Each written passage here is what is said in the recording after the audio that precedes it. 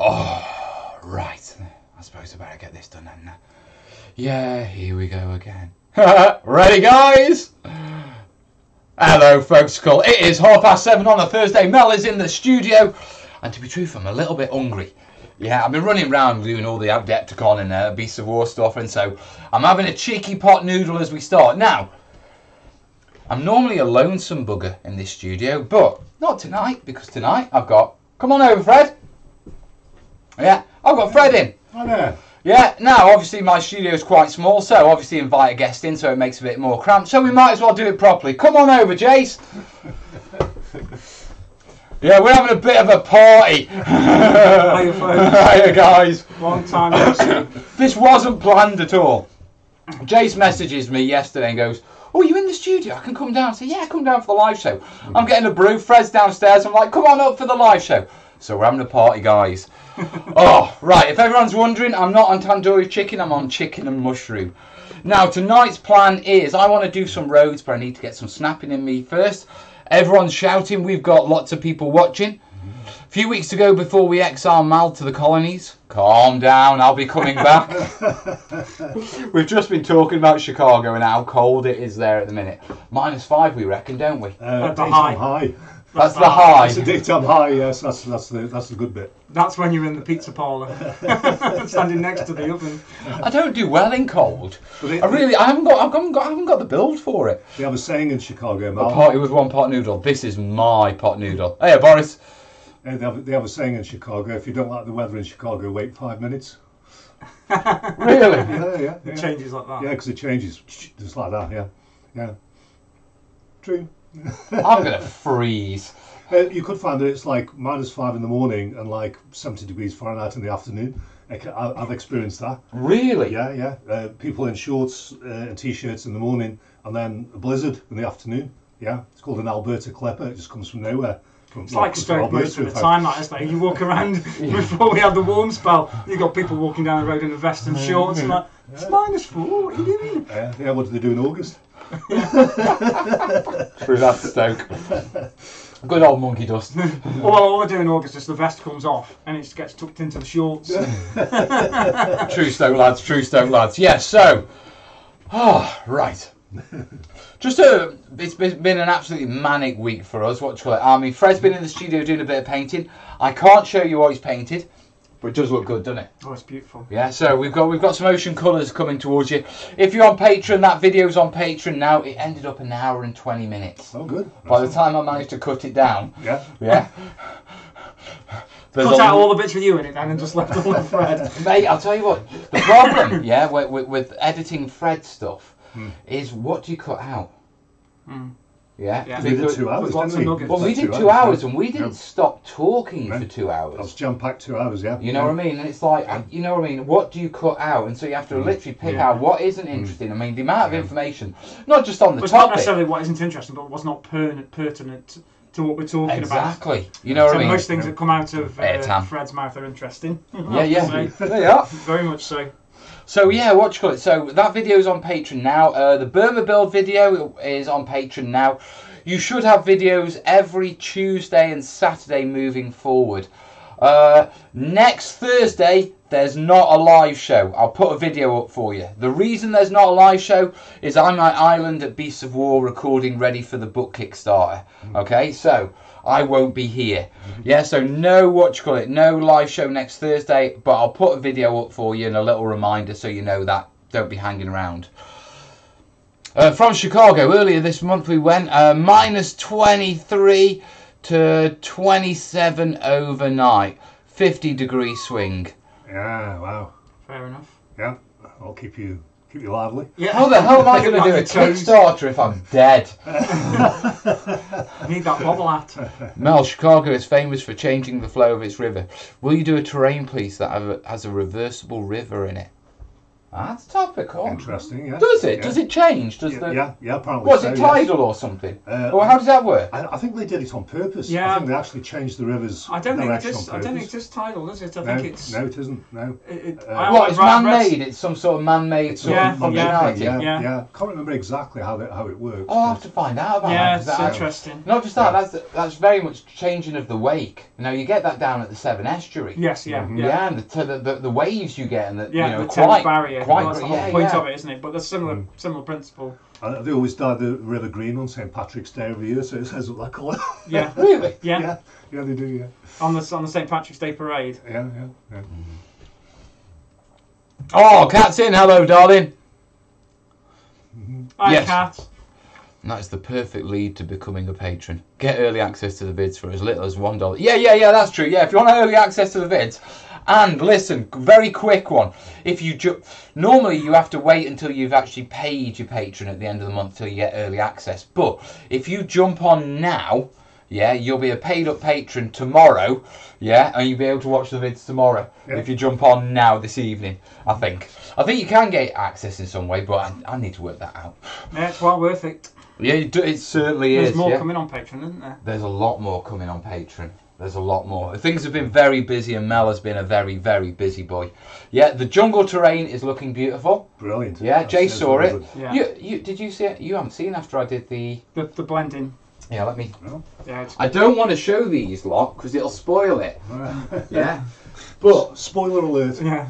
yeah. Just turn away from the screen for 5 minutes. It's gonna like the have- football scores. Just turn over for 5 minutes. I'm going to have to show them, aren't I? No. Are you really? I can't. It's Turn from a Jason's fault. distance. It's Jay. Show it from They are. the They are. I'm trying to show aren't you. All right. Wow. That was before. Yeah. That's That's after. it. Yeah. Oh wow. So I reckon I've nailed that. Yeah. Nice colour. Yeah, it is, It's isn't a really it? good No, colour, actually, yeah. you can give me a hand with this, and that's what we'll do first. Okay. Yeah, because Fred is my painting guru. You got the glasses on there. Mr. Colours. She's called it Mr. Colours. Yeah, so we can have a play with something actually. Because you know that's how we roll. Yeah, after me pot noodle. Yeah, so yeah, that the Burma build video. Basically, I've been working on my weathering techniques and making it look more realistic, and that's what I've done in that video. And I think everyone's sort of concluded that I banged that on the Yeah, head. it's nice. Yeah, so Very nice. it's actually a massive jump in quality for my Burma build, so I'm really chuffed with that. Yeah, but that video's on Patreon now if you want it, and it'll be on the channel in the next week or so if you can't do Patreon. I appreciate, not everyone can do Patreon, and so as always, I do it. It will be on the channel, so guys, it's coming. Yeah, dress properly for the weather in Chicago. Yeah. Oh man, tell me. You need one of those battery-powered coats to keep you warm. Oh yeah. Kerry was suggesting I get a wrap around Kerry. Yeah, where I go to the airport in a big coat and she basically wraps herself around. Have you seen those two lads who do it upside down, where they sort of like, one of them holds and he's got his head between the other guy's groin and his legs round the back. Britain's so Got that, Talent. yeah, that's it. Yeah. She's like, I'm like, no, Kerry. I had a pair of battery gloves a few years ago. That's right, yeah. For the problem was that the gloves were so thick. Yeah. And then the battery, because it was a 9-volt, Yeah. Was a square chunky battery, thing. so you're like, I'm warm, but I can't use my hands. It's that bionic man. Yeah.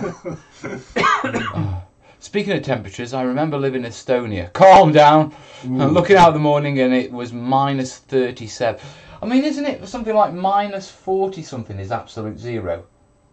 It depends whether you're in centigrade or Fahrenheit. Yeah. Fahrenheit's minus 256 or something, isn't it? Absolute yes, zero, something like that. Yeah, I mean centigrade is zero. Yeah. Centigrade is freezing. But anything below about 20 below that, all the hairs in your nose freeze. Oh, yeah, that's where you get problems, don't you? Because you can't breathe. Yeah.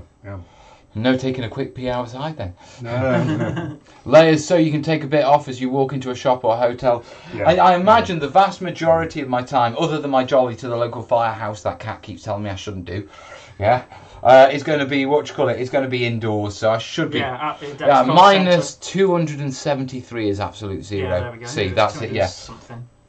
Minus 40 is where the scales meet. That was it. Yeah, that's where it, Fahrenheit and Celsius meet, isn't it? Oh, right. Because they're the same units, aren't they, of temperature? It's just their scales. The scales are massively different. Yeah. Yes, Well, does anyone know what's the reason why the scales are different? Why we have? Because 32 is it, zero. right? Which one's the international standard? Is it Fahrenheit or Celsius? Celsius. Celsius is the international A scientific lot of people standard. still use old Yeah. one. It's like centimeters and meters and feet and inches. Yeah. Lots of people, lots of the industries use centimeters and meters because it's more precise with millimeters than inches and feet. But we all like to hang on to it. Well, in America, they still use Fahrenheit. Oh yeah, and they use feet and inches, don't they? Feet and inches imperial, yeah. Because they say, was it Jimmy Carter who failed to bring in the metric system? Maybe. You see, I always thought the metric system can't remember came if it was from it. America. No, it's European. No, it's European. Yeah, it's from Yes, Europe, it's an EU thing. Yeah, but the weird thing is, whenever I looked at America, I always saw distances as kilometres, not miles. Which is why I always thought it was an imperial, why they had, and we adopted it off them. I don't know if it's true, but I got some inkling that it was Napoleon that introduced metric, or around about. Well, French I remember Revolution when it got that. enforced over here because I used to work in a supermarket. I remember that. I used to work on the deli counter. I mean, it was what? So it I was remember a them ripe then palaver, wasn't changing it? from a quarter to 227 grams. Yeah. Yeah. And it was a ripe. So I know all the different going up because I had 454 and that's very useful information, actually. Nice one, Max. I knew all of them C going up measures from how two, water's quarter, feeling. half a F pound, pounds, measures all how the- people are feeling. how they all went up. Celsius measures how much water is feeling. Fahrenheit measures how much people are feeling. Real. Yeah. That's a good one, Krilla. Max, everyone worked outside. Oh yeah, go to the Field Museum and see the Ghost in the Darkness. The Field Museum, what's that? Isn't that the one that's been on Ghost Hunters International? I think it has, yes. Yeah, I think I've seen that They episode. set a movie there as well, Yeah. Night at the Museum or something. It was Yeah. Is that Chicago? Film Museum in Chicago. Really? Yeah. Oh, Yeah, it's got dinosaurs in You there. see, a lot, yeah. I'm flying in on the Monday, okay, and I get there about, by the time I'm into the hotel, it's going to be late afternoon, moving into start to evening time. So Monday's scrapped, yeah? Yeah. Tuesday, You're tired anyway. Yeah, Tuesday, Yeah. Wednesday, Yeah. I'm essentially free. Yeah, because Adepticon doesn't start until the Thursday. Now, I've turned around and said, look, on the Wednesday, if you want help with setup or anything, I'm in the building. Yeah. You know what I mean? Yeah. Right. And they've been good enough to give me a bed, so, I'm quite happy to sort of spend the time helping with, setup. Yeah. And then we've got the convention to Sunday. Then I fly out sort of midday on the Monday. Yeah. So I've got a couple of days at the start, maybe one day. To do a bit of sightseeing while I'm there, because at the end of the day it's a business trip. You know what I mean? So the museum sounds good. I'd love to, because I love that film. Yeah, it's a good film. that. Yeah. Some of Thomas's favourite movies, those three Night in the Museums. They are good, funny. Sorry, Jay. Centimeters and meters are not more accurate than imperial. Are not more accurate. I think millimeters. When you go down to that level.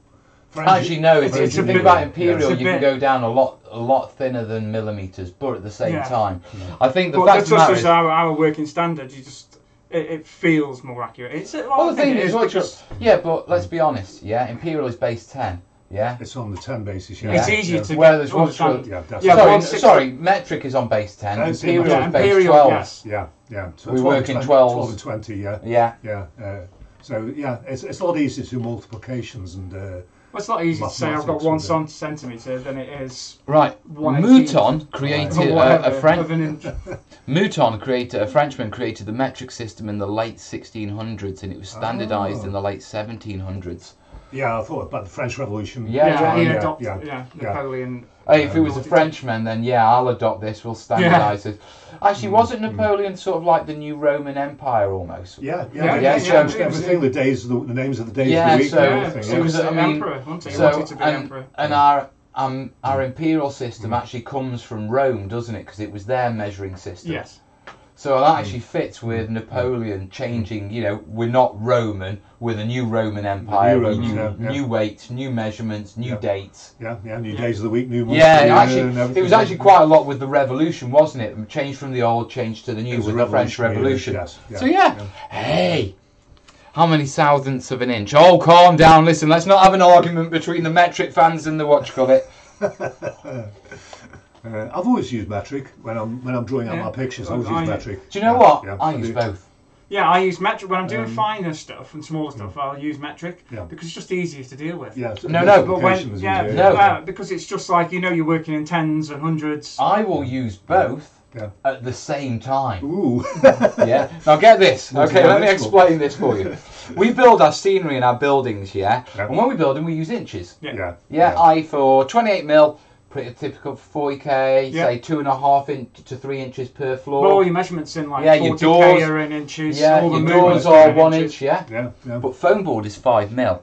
And you have to factor that 5 mil into floors and that sort of stuff. Yes. So I'll work at 3 inches minus 10 mil, and I'll measure like that. Ooh. And I'll literally have an inch rule. 10 minutes.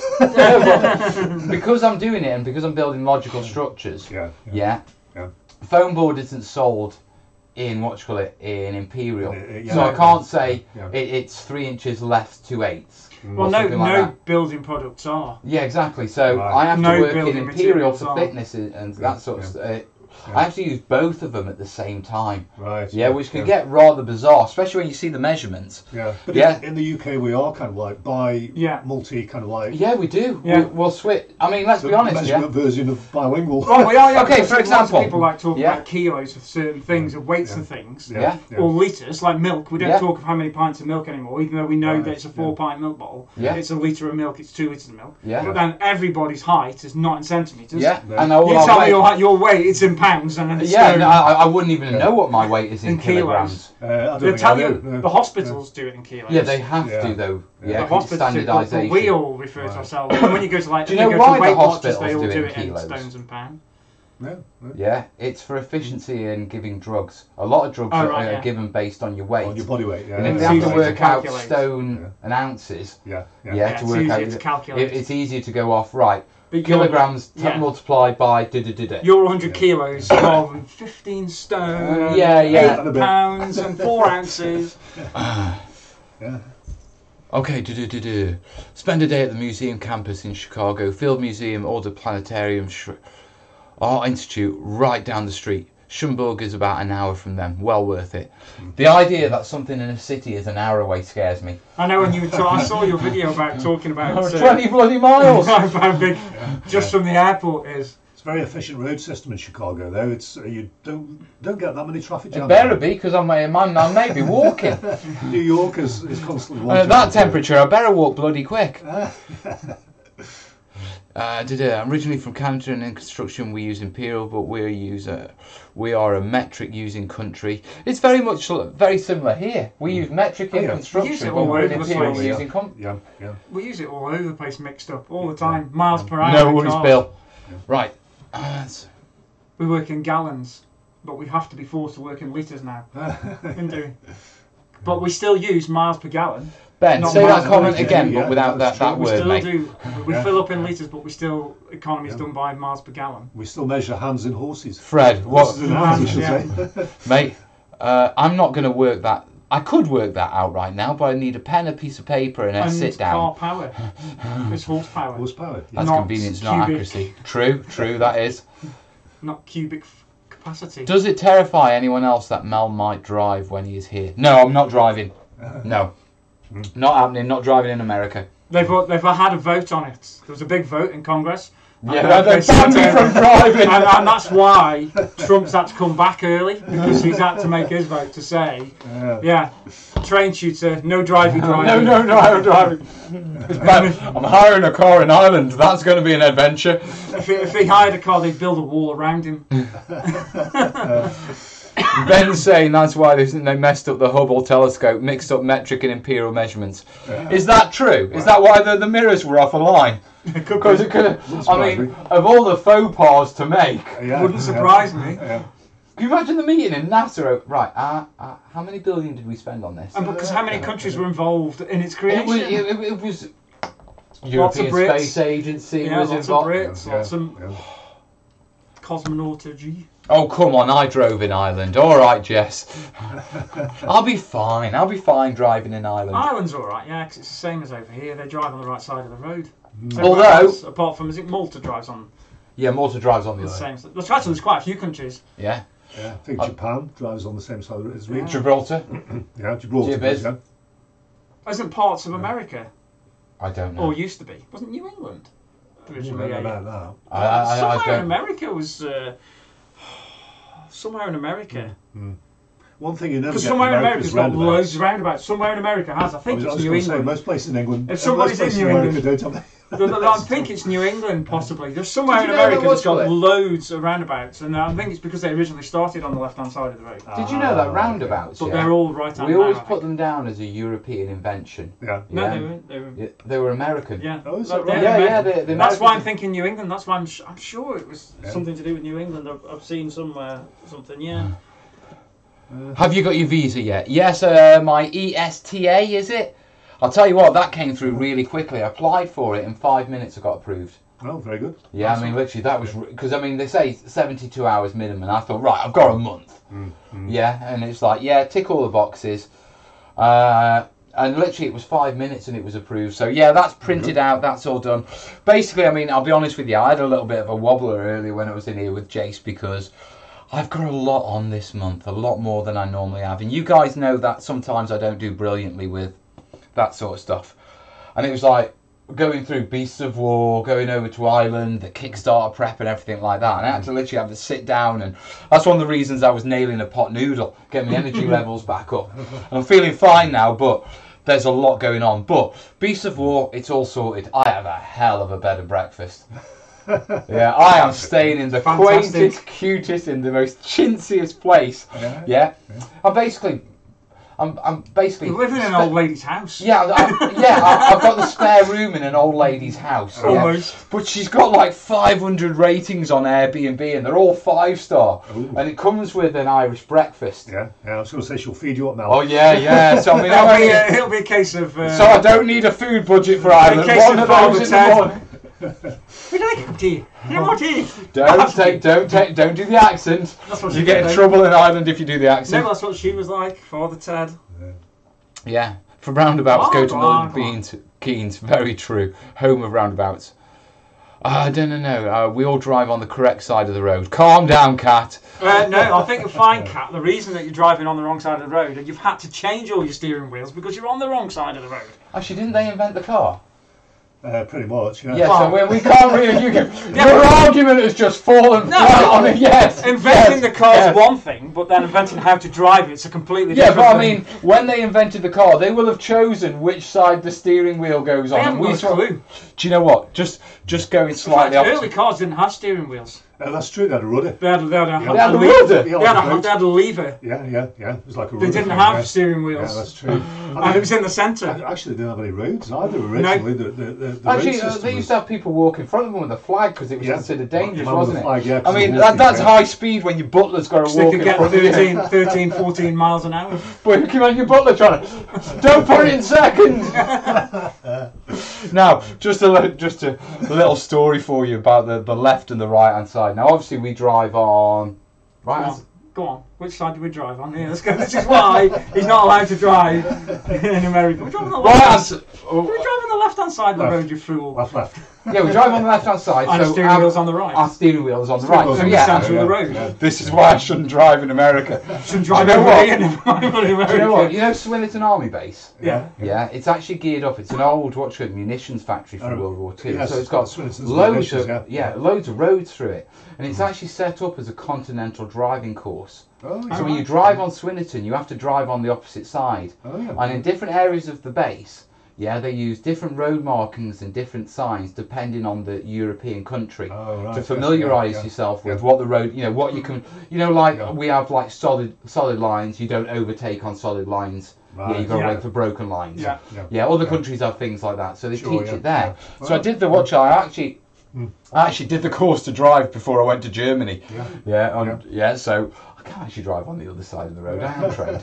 But going back to my youth, I used to have a mate. Yeah, when I was a lad, about 17, and he was called Milo, and his dad got him this American Cadillac. Oh, nice. Yeah, weird sort of family he came from, yeah, but his first car was this massive American Cadillac, and this is in the UK. Yeah, it stand out over this It was a beast, it was. When you've got Austin Metros. Yeah. But what you call it, it used to have one of those adjustable steering columns. Oh, yeah. Yeah, and so this one day we decided we were going to do a bit of pranking, and what we did was we went down to the local scrapyard. We found a spare steering wheel. Yeah, and I sat on the other side, which is the British side for driving, with the steering wheel. With the fake steering wheel. Yeah, he dropped the steering wheel column down into his lap so you couldn't see his steering wheel. Yeah. And then we went along on a dual carriageway, and just as we were passing people, yeah, just as they looked over, I would get the fake steering wheel and go, "Ah!" And the looks on them. Don't do that. It's dangerous. Don't do that. Yeah, but we did that. It's funny. Don't do that. Right. And over 100,000 different hot sauces. Are we talking Chicago again? Oh, yeah. It's the home of food. It is. Yeah. They have a food festival there every July. Big one. Okay, so if Jace is on the stream, who's going to plug the Adepticon goal? Jace, he's good at that sort of stuff. Actually, let me check my phone, because I suppose I should in case anyone's donated while we've... Because we've been rabbiting for half an hour. We haven't even picked up a paintbrush. See, they distract me. We're going to get fired at this rate. You've got several people come on, jumped on Patreon already. Oh, good. Yeah, watch it. Good idea. Thank you. We've got Christian A, Constantine W, Snacks, and Pat G, and Alan McFarlane M. Now, I should say that's not just now. Yeah, it updates each time I run it. So that's since the last time I run it 4 days ago. So they're my latest patrons. Welcome aboard. Also, I'd like to give a quick shout out to someone. Yeah, it is from Jeremy in Utah. Yeah, remember when I said I was running out of brown? He hit the wish list. So thank you, Jeremy. Appreciate it, buddy. Well done. We ain't going to be squeezing out of that bottle again, mate. Yeah, that's quite a bit now. Excellent. That's very generous. It is, and very quickly check the PayPals to make sure that we're not missing anyone. Remember, guys, we are sort of collecting to get me to Adepticon and all this. Well, I'm getting to Adepticon. Right now, we're looking at food and sort of logistics money while we're there. I don't think a target of 400, but that's just like bare minimum. That gets to be truthful, that's pretty much been spent already getting me there. That just gets him oatcakes to get there, to get to the airport. Right, we've had no one as yet, but all my payments have come out for my flights and everything. Oh, yeah, no one as yet. Listen, if you would like to support the Jolly and that sort of stuff, links down below in the description, guys. It is genuinely appreciated. I could do with your support this month because it's just a crazy month. Yes, isn't it? Yeah. Well, the thing is, we come out of Christmas. Yeah. You know what I mean? And we had a tough Christmas and that sort of stuff. But we were okay. Don't get me wrong. Yeah, but we had a tough Christmas. You know, like everyone. You know. January, February is always a bit tight. Yeah, always is. Yeah, and then the reality of I've got a Kickstarter starting in March, and then Dave goes, "You need to get your flights booked for Adepticon." Right, I've got to find the money for them. So I found the money for them. Yeah, and then he was like, "I booked you into Beasts of War. You need to get across to Ireland." Yeah, and so it's like, you know, I've had a few extra bills, so it's a little bit of a struggle, but I do appreciate the support, guys. Now we're gonna have to do something, because we're standing here looking pretty. Yeah, so, Jace, would you mind taking control of the comments for me so I don't have to keep an eye on them? Yeah, me and Fred are going to... You don't mind me taking control of the seat? No, do you want a taller one, or...? No, this one should be okay. Yeah. I've got my glasses, I can read. Yeah, so, update on getting Kez to Ireland. Kez can't go to Ireland, to be perfectly honest. We did just like with Mel not being able to drive, they've had a meeting. Kez can't go to Ireland. No, to be truthful, if I'm putting my cards on the table with holidays and the actual logistical costs of getting Kez to Ireland, and what happened was we looked at, she can join me in Ireland for the trip I'm taking, but she'd basically be staying in the B&B because I'd be at work. Yeah, pretty much all the days. We'd have one evening. Yeah. When we looked at, if we extend our stay, so we've got a bit of holiday time, what it actually meant is we went from basically a 2-night stay for me, to something like a 4-night stay for both of us. Yeah, so we increased it by a factor of 4. Yeah, and then when you throw in the food and all that sort of stuff, it was just like, we both sat down and said, you know what, we could probably do it, but we'd be walking around watching our money and that sort of stuff. Yeah. So what we've decided is, look, this Adepticon trip, the island trip, it's all about the book. The book is about our future, because one of the things the book will be is sort of a form of a pension in the future, ongoing revenues. Yeah, and so we thought, right, let's take the bite the bullet and just do what we've got to do this month.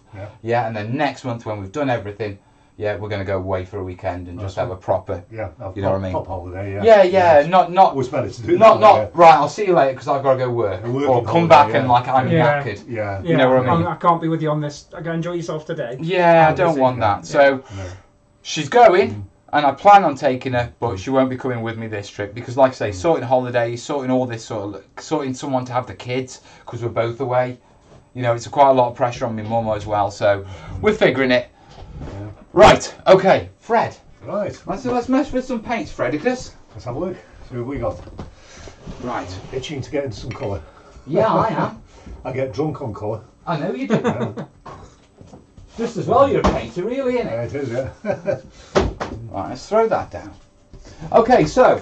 MDF. Yeah, all I want to do is mess with some colours. Now, what I'm interested in is we'll probably need a palette as well. Yeah, what I'm interested in is jungle roads. Now, when you see jungle roads, yeah, you've got the jungle paths, which are all leaves and mud and trampled and tend to be darker because the water collects there. Yeah. Now, the actual jungle roads, when I've been researching, they tend to be actually slightly raised up, so they don't get washed away. Oh, okay. Yeah, by the monsoons. Yes. Yeah. Because obviously, Burmese jungle is a monsoon jungle. It's not a tropical jungle. It's a monsoon jungle, which means the trees and everything is slightly different, but there's a lot of water that flows there. So all the donkey and the mule paths are what's defined by the water. But the roads are raised up. They're hardened dirt and they're sun baked. Right. Because they tend to be more exposed in the jungle. Yeah, so they have a runoff. Yeah. So I'm thinking about doing roads, and I'm thinking of putting a slope on them. Yeah. Now the thing is, what we need to do is take our Burma colour, which is our base, and take it into a light earth colour that we can use for the top road. Yeah. Now what I was thinking is transitioning from my Burma colour, throwing ochre in, then going up with cream. Right. Yeah. That makes sense. Yes. Yeah. Yes. There's got to be stones and rocks as well. Well, I can paint those in and that sort of stuff, but it's the main course. Now, do you fancy just coming with me and going through the colour, and we'll see what we can figure out? Yes, and obviously, you guys can come along for the ride. So let's change over to the desk, so you can see colours and stuff. Yeah, I'll grab a palette very quickly. We'll grab some paint, and we'll see what we can do. So yeah, this is what we're trying to establish. What we're trying to establish is a decent road colour. You know what I mean? So it's going to be like a baked earth. Yeah, baked compressed earth. Like compressed clay, like compacted clay, really. I suppose you'd say. Yeah. Yeah. So that's what we're thinking. So we're starting off with my chocolate. Yeah. Now this is my bog standard base colour. Yeah. Pano chocolate. Yeah. From B&Q. Tasty. It is. Not. Yeah. So what I'll do is I'll throw some straight down first, so we've got something to paint on top of. So base coat, yeah. Yes. Not too thin coat. Slap it on with a house brush. That won't mean anything to you. It'll mean a lot to them. There's a guy in our industry, a guy called Duncan. Great guy. Yeah, he does painting tutorials for a company called Games Workshop. Yeah. And his line is, too thin coats. So when you're putting paint on models, don't blob it on. Put it on too thin coats. Mine, slap it on with a house brush. So. Well, when you're doing something like this, if there's some globs or blobs or whatever, or unevenness in the paint, it doesn't matter because it's just got to feed into and add to the. Oh God, yeah. Add to the effect, basically. Variation. So you don't have to get it perfect. Right. So. That's our paint. Now the concern is that it's a composite paint. We don't know what that's been mixed in with. Right. Yeah. Yeah. So, shall we? I mean, probably the first thing we'd want to do is water it down. Okay. Because if we water it down, we should, sort of dilute it into its constituent parts. We'll see what colours are in there. That's an interesting way of doing it. Yeah. So, if we put a bit of water on there, float it. Yeah, and we thin it out. Yeah, some red in there. There's definitely some red in there, isn't there? Yeah. Can we do a quick shout out? Go on. Who's watching? My daughter. Hey, Beth! Hi, Beth. Hello. Then again, Corbyn's probably no, he'll be a cadet now. Yeah. Willow Thursday may be night. watching. Oh, also to everyone at Kerry's work who's watching on their dinner hour. Hi. Enjoy your lunch. Tell Kez I love her. I'll see you later. And I hope you survive the long shift I hear you're having tonight. Yeah, so there's definitely a bit of red in there. So we'll have to see where that goes. Yeah, a bit of red, bit of yellow, and a bit of brown, I would say. You reckon a bit of yellow in there as well? Yeah. What, to lighten the brown up a bit? Yes. Yeah. Right, so That's good. ochre might react with the red. Oh, I should think ochre and a brown, So, and like you say, like a pale cream as well, or Yeah. a creamish colour. yeah, I mean, I use cream normally for highlighting up. Now, this is yellow ochre, okay? And the interesting thing about yellow ochre is it is the perfect colour for doing Italian terrain, isn't it? Well, it's actually, a lot of it comes from Italy or southern France, and it's actually literally the colour of the ground. Yeah, it's made from Italian or southern France dirt. Yeah. So if you want the colour for your Italian terrain, your southern France, your Mediterranean sort of colours, Right, yes, Yeah. yes, Mediterranean is good. that's the colour you want. Yeah, colours like sienna, sienna, or burnt sienna, Where's Sienna from? actually comes from Siena, from that place in Tuscany, Italy, called Siena. Is it? It's that region from, it comes from there. Then yeah, again, yeah, all the a lot of the painters, they were Italians, so they would have sourced their pigments locally, wouldn't Locally, they? yeah. But as it turns out, the pigments in Italy are extremely good, actually. I imagine. Well, it would be, wouldn't it? I mean, you get lambasted if you didn't do good pigments in Italy. The food's extremely good as well. Yeah, food's good as well. I've heard the drink's not too bad either. The food in Tuscany is like nothing on earth. It's like your dad had gone to heaven. Right. So what I've got here is I've got my brown, yeah, and I've got a little bit of my ochre. Yeah, what I want to do is I just want to mix it in and see what colour it gives me, then lay it over onto here. And obviously I've got Fred next to me, so he can touch me and point me in different directions and all that sort of stuff. Hey, up insane. To be fair, there's loads of people talking. Yeah, nothing that you need to consider. We have heard non-stop. I'm returning to the hobby and have heard non-stop vids on wet pallets. Yeah, they've become a craze lately. So They were crazy when I did my video one years ago. that's not bad. And you know, I'll put a touch of white in that as well. Lighten up a little. Just a tad, as they say in the States. Yeah, just a tad. Lift it up a bit. That's glue, mate. That's why. Yeah, we didn't put that in. There we go. That's all right. You don't want much, Mel, only a little, Just a touch. like a trace element almost, yeah. Yeah, you're not going to get much. So, touch of white, lighten it up a bit. Yeah, we'll give you a bit more contrast, that will. It also neutralise it a little bit as well. What do you mean neutralise it? Well, white and black are both neutral. They're not actually a colour. Yeah. The presence of light and lack of light, aren't they? That's true. So if you put either white or black into a colour, you'll either lighten it or darken it, but it will be a neutral lightening or darkening. You know, you won't add any colour to it. So Yeah, it tends to Okay. like almost a bleach, isn't it? It's almost a bright effect. Yeah, isn't you just it? get like obviously a whiter effect of Yeah, of you're the colour, dampening down the actual pigment effect, aren't you? Effectively. That's right, yeah. Rather than adding a lighter colour, which in itself has got a colour in it. Yeah. So you're not changing the colour tone. No, right. Changing the tone, not Tone, the but colour. not the Yeah, colour. the tone, not the colour. Yeah. So if you add another colour, then that will tend to either make it cooler or warmer, won't it? Rather than Absolutely. the white might make it feel a bit cooler, but it won't do that. Would to it, the would it colour. be fair to say that to describe changes in tone is pretty much the same as adjusting the brightness on your TV? Yeah, that's a good analogy. Yeah, the colours it is, don't change, How, just- how Yeah, bright because the or brighter dark- you go, the more it washes out the colour. How Yeah. bright or dark the colour is, basically. But then yeah. equally, if you go too dark, that then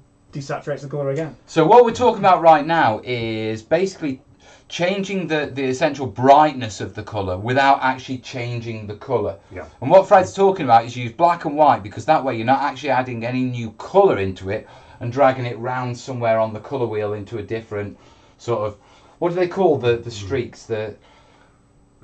Complementary colours. Not the complementary Yeah. colours, but Oh. you know when you're working through a colour and you work through the tones? Oh yeah. Yeah, that sort of scale. Yeah, Is like it Pantone or not Pantone? It's a. Oh, I know what you mean. Like what I call a drag out. Yeah. Where you get. But there's an actual colour. Yeah. And then white at the other end, and then you just. Yeah, exactly. Like the spectrum of a particular colour. Yeah. That's There's a right, particular. Like the colour There's a spectrum. scientific term for that. Mm. Yeah, because I mean the tone is what you call it, but I can't remember what the actual term is for that. One of these lot will. Sort out his pronunciation of ochre. Say again. So you just say, how do you say ochre? Okra. Yeah. That's right. They're thinking okra, but ochre's a vegetable. Ochre is a plant. Yeah, it's a vegetable. You can. And it's spelled differently as well. It's OK-R-A. OK-R-A. You're right. Yeah. It's ochre. That's right. That's looking all right. Yeah. Yeah. A little bit of white, brighten it up. I'd put it in a kind of like a half covering way, so there's bits of the brown showing through in an irregular fashion. I can do that by dry brushing onto the texture. All I want to establish right now is just purely the colours. Colour, I'm with you. Yeah. So let's take that up a little bit lighter. Oh, that's nice. And that's quite. Still got that dirt look, hasn't it? Yeah, and the colour underneath's coming through, which is good. Is it gradient? Gradient, yeah, the colour gradient. Colour gradient, yeah. Yeah, that's it. Thank you, guys. Yeah. People are saying hue. Could be the hue, couldn't it? The hue is another way of describing it, and the French call it colour values. Yeah. The values or the tones means the same thing, you know. I quite like that. I'm just trying to get a decent thick covering on it as well, so I can see what it's like when it's opaque and translucent. Yeah. Because you always have to remember as well with acrylic paint, it's always going to dry just slightly lighter and paler, chalkier than when it is when it's wet. Yeah. Lighter or darker? A little bit lighter usually, because the dark paint tends to look kind of like absorbs light more. Right. So as it dries, it's more light reflective. The colour of the paint depends on how it changes from wet to dry as well. Because I've always gone in with like wet paint is lighter because it reflects more light. I always think the other way around. I always think the other way around, because the more liquid something is, the more it absorbs. Yeah, really? So think about if you get a rock and you put water on it. It's dark. Darker. Yeah, but as it dries out, it gets lighter. Here we go. It's going to be one of those. You can tell that if you look at the edges of what you're painting. Yeah. As it dries, it gets lighter. Cat's saying in fabric they refer to the tone versus the value. Oh, it's interesting. I suppose the value would be the colour, and then the tone would be what position in that colour. These terms are interchangeable actually from different, Is there any there must be SI standardisations for colour. Then again, I don't know, because there's Pantones, there's No, Hex. because the problem with that is as you see in wargaming. Let's just go back to where we are. The colours are defined by the manufacturers, not by what an international standard of that colour might be. There are certain colours that become standardised, like aquamarine and they've been drawn from sienna, art. exactly. All those sorts of things. In America, Alizarin, crimson, they're all sort of baseline colours and standards, but mostly in art, not anywhere else. Yeah, but even in art, there's not enough standardisation of the colours. It's a perennial complaint. Windsor and Newton do one line, and they call theirs completely different than to another manufacturer. Well, what really surprised me is I bought burnt umber from two different manufacturers, and they're not the same colour. I've had exactly the same experience. And that is purely to do with how they mix it. And what ratio they want. Which is quite scary, because from a wargaming point of view, we are used to, if we buy that colour, we colour match, and every other colour. Even to the extent that we have colour conversion charts. So if a company stops producing a colour, someone will tell you what that corresponding colour is exactly from another manufacturer. Yeah. Now in art, from what I'm using it's like they're both the same brown, but they're not both the same. That's mostly to do with cost. Sometimes, the more expensive. What they'll put in it or how they'll mix it. Yeah, the more expensive paints can be sometimes more dense in pigment. So that. And that's the same with more expensive paints that we buy. Yeah. Because the more expensive paints that you buy in wargaming tend to have a slightly better content of pigment. For example, the Vallejo Air, their pigment content is a lot higher, so it's thinned a lot more, but you still get a really rich colour. You get more covering power with the richer pigment. In America they have something called the ASTM system, which is like how they evaluate the colours. And artists colours have an ASTM label on the back, which means that they're, sort of standardised. Yeah, but to a certain degree, the bona fide. But even there's quite a lot of wiggle room between the different brands, and the cheaper and more expensive ones. It's always the same. So. It's the same everywhere you go. Yeah. Computers.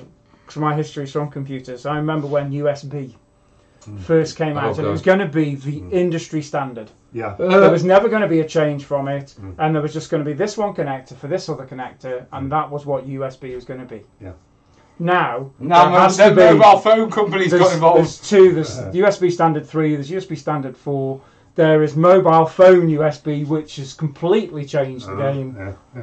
No end. But you think there's an industry standard coming along. Great, it's going to solve everything.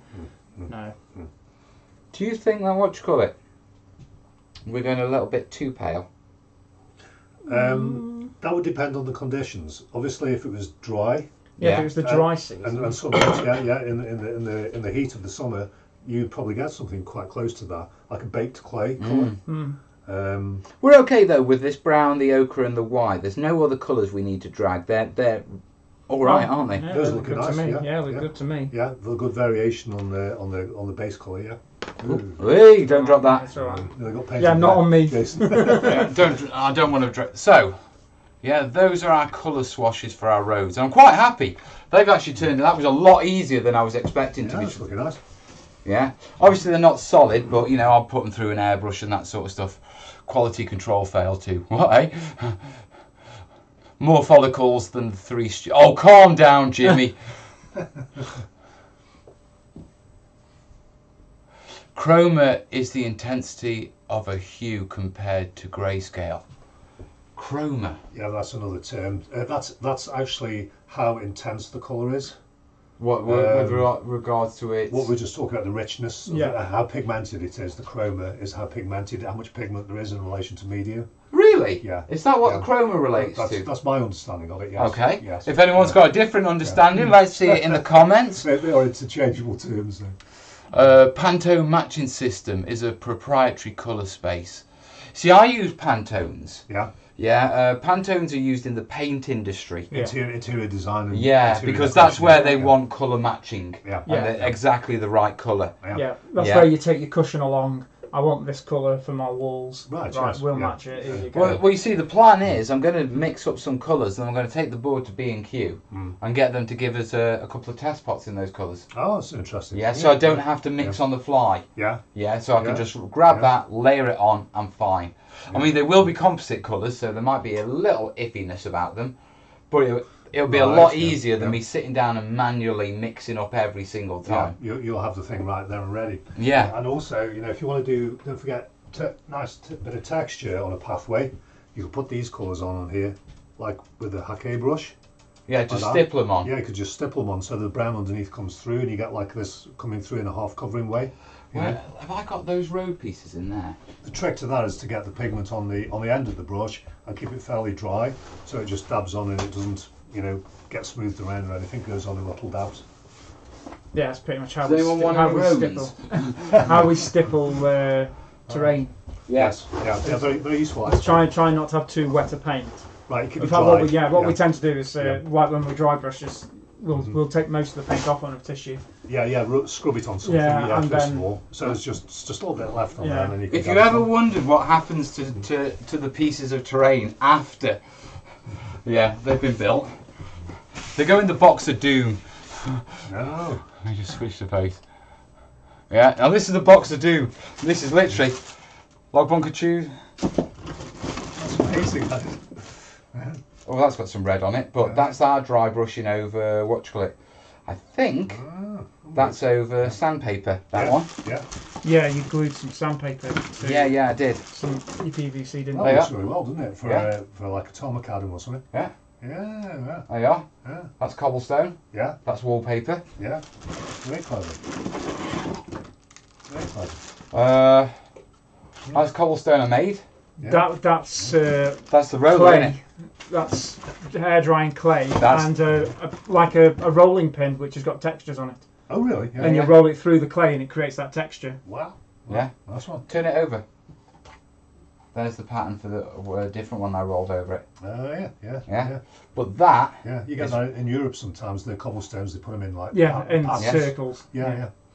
But that is the sort of pattern we're going for. Yeah, that's nice. Yeah. Yeah. Now you'll have seen this tutorial, guys. It's the one where we did the muddy road one. It's in the Let's Makes. Now the reason why I've dug all this out is because the reason I keep all these bits in this box is because when I want to try something. What's that? Bit of a burnt wood. New foxhole. Yeah, when I want to try something, I can grab one of these out and very quickly test it, and still have the sort of the greenery and that sort of stuff around it. Oh, okay. Yeah. Yeah. So now we've established our colours, I can get another brush. Yeah, and we can actually give it a go on a piece of terrain. Oh. Talk about pressure. What do you mean? Fred, I paint minis, but I bought so many. Oh, mate, I know that. Everyone I know that. knows the plastic crack disease. Yeah, we've all got it, mate. There is a standard of colours to BS, British Standard 4800. Then you have the RAL standards. I've heard of RAL.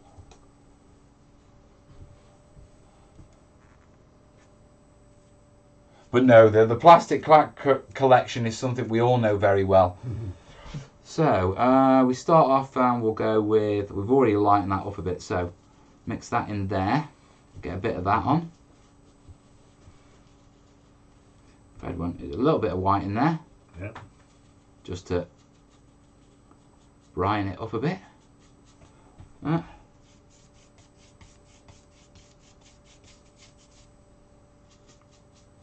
I don't need much on this. Yeah, because I just need to see how the colours dry on a road piece. Yeah. It's a case of here's one I prepared earlier. Exactly. Well, that's why I have the tutorial. The thing is, the benefit of having the little scraps, and I recommend that you do this when you make terrain. Make a couple of extra pieces, those test pieces. Yeah. And then when you're done, don't throw them.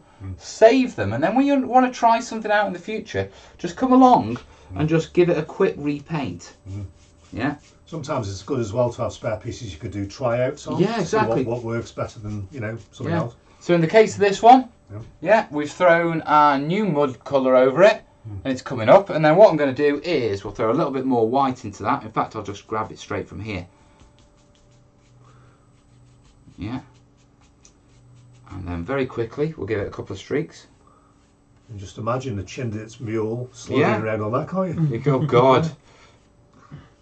Yeah, and then very quickly, what I'll do is just feather it. Good colour, eh? Yeah, it's coming out alright, isn't it? Yeah, so you could particularly see with it against the green. Yeah, well, this is why it's great to have these test pieces, because there's one thing doing it on a board and going, that looks like right. that, but when you've got the contrast of when you've got the contrast of what you're trying to work with. So now what I'm going to do is with a damp brush, because it's all wet, I can just feather it. Yeah, and that'll just blend all that sort of stuff in. The next thing I'm going to do is I'm going to just go down by Jace's feet. Calm down, Jace, you're not that lucky. I'm going to give this a quick blast, of hot air, just to dry it, because the next layer I want to go in with a bit of a dry brush, and you can't dry brush over a wet material. Or not in our game. No. Yeah. So go on. Yeah, dude. I got it. Yeah, got it. We're on. I'll hold it. Don't burn your hand, mate. Yeah, so that's drying now. Once that's dry, we'll be able to go over it with a little bit of a lighter colour. Pick out the really raised, crispy bits. Yes, the dried out bits, because obviously the more heat baked it is, the lighter and paler and clearer it will be. Yeah. I had to go through and back to mock it up and send it to printer. Ooh, I never did war games, just made soldiers and painting various scales of mini and scenery. That's all right, mate, as long as you're hobbying. I'm going to have to do a ton of minis once the Reaper kickstart. Reaper's awful for minis. There's a company called Reaper. Yeah, and I've heard of it, well, what shall they do? Little miniatures. And they do by Kickstarter. But the amount of models you get in a Kickstarter. See, the problem when you get like Kickstarters is, yeah, everyone jumps onto the Kickstarter and the project gets bigger and bigger with more rewards. Yeah. And then a year later, the box drops. Yeah, and you You've have got like essentially 1,000 years miniatures. worth of painting. Yeah. And it's well known that you know people would sign on to Kickstarters. Then a year later, they'll be selling the entire pledge because the reality is, I can't do anything with that. Oh, right, yeah. And a lot of The people, International European you only want System is certain the miniatures out natural of it, colour so you might system, only want 50 NCS. miniatures. I'm with you, yeah. But then you end up with like 250, so you... Edwin's saying, this channel and a few others are helping me. Great ideas for terrain and scenery for figures once I get them. Nice one, buddy. That's what we're here for. Very quickly, I'll do a quick PayPal check. Remember, if I am helping you, links down below. I could do with a little bit of help. That's a bit cheesy, isn't it? I'm not a professional at this at all. That's my job. That's looking good, Jace. It's getting there. So very quickly, I just want to make sure we're not missing anyone at all. Yeah, feel free everybody to give a bit of a donation. As you can see in the bottom right hand corner. Right, we've had target. 2. Yeah, okay, so when was that sent? Target's £400 at the moment. It's a bit on the light side. Okay, Heather M saying, thanks for all the tutorials. See you at Adepticon. She sent over $10. Thank you, Ducky. Thank you. Yeah, Thank you. and Daniel M, he sent over $10 as well, and there's no message for him. So, $20 today. Thank you, guys. Nice It one. is appreciated. It does help. And if you are enjoying it, links down below. And obviously this live show is an almost once in a lifetime opportunity What are you up to? for you to get 3 Gopher dances. Oh, don't you're starting now, aren't you? You've got a bad leg. You can't go for dance. I was doing sitting down. You do it. Let's have a look at that, Jace. Oh, yeah. That's looking nice. Looks done. Yeah. Yeah. So you put it over a darker base coat there? Yeah, over a darker base coat. Yeah. Right, so just to show you now that it's dried, yeah, look how that's good. Now remember, these are my jungle paths. They're looking very nice. Yeah. So next job is I want to pick out a few of the higher details. So I need a dry brush. And by I mean dry brush, I'm not talking about a specific type of brush. I mean a brush that's dry. Yeah, because all my brushes on my desk right now have got moisture on them. That'll do. I want a little bit of cardboard. Just watch your back there, Jason. Yeah. Cardboard is really good when you're dry brushing because cardboard will soak the moisture out of the paint but leave the pigment. Yeah. Fred's saying yeah, so I must have got that right. Right, let's throw a little bit more white, well, not that much, into there. Because we know this is going to darken down when it dries. Right. Yeah, because that has. Yeah, because it's because you put it on a darker colour underneath. Yeah, and I want to put a little bit more yellow because it's just getting a little bit pastel-y. Okay. I'm not sure if... More yellow is, will mean there's more clay. Yeah, yeah. You know, because it is literally, ochre is literally like clay. It's like powdered clay. Yeah, so I think that's all right. So what I'll do is I'll grab some of that on this brush. Yeah, we'll take the excess off on a bit of cardboard. Yeah. I think I've got filler in this brush. Oh, adds to the texture. Yeah, that's extra texture. And go for dance. Right, and then very quickly a quick dry brush over. Just to pick out some details.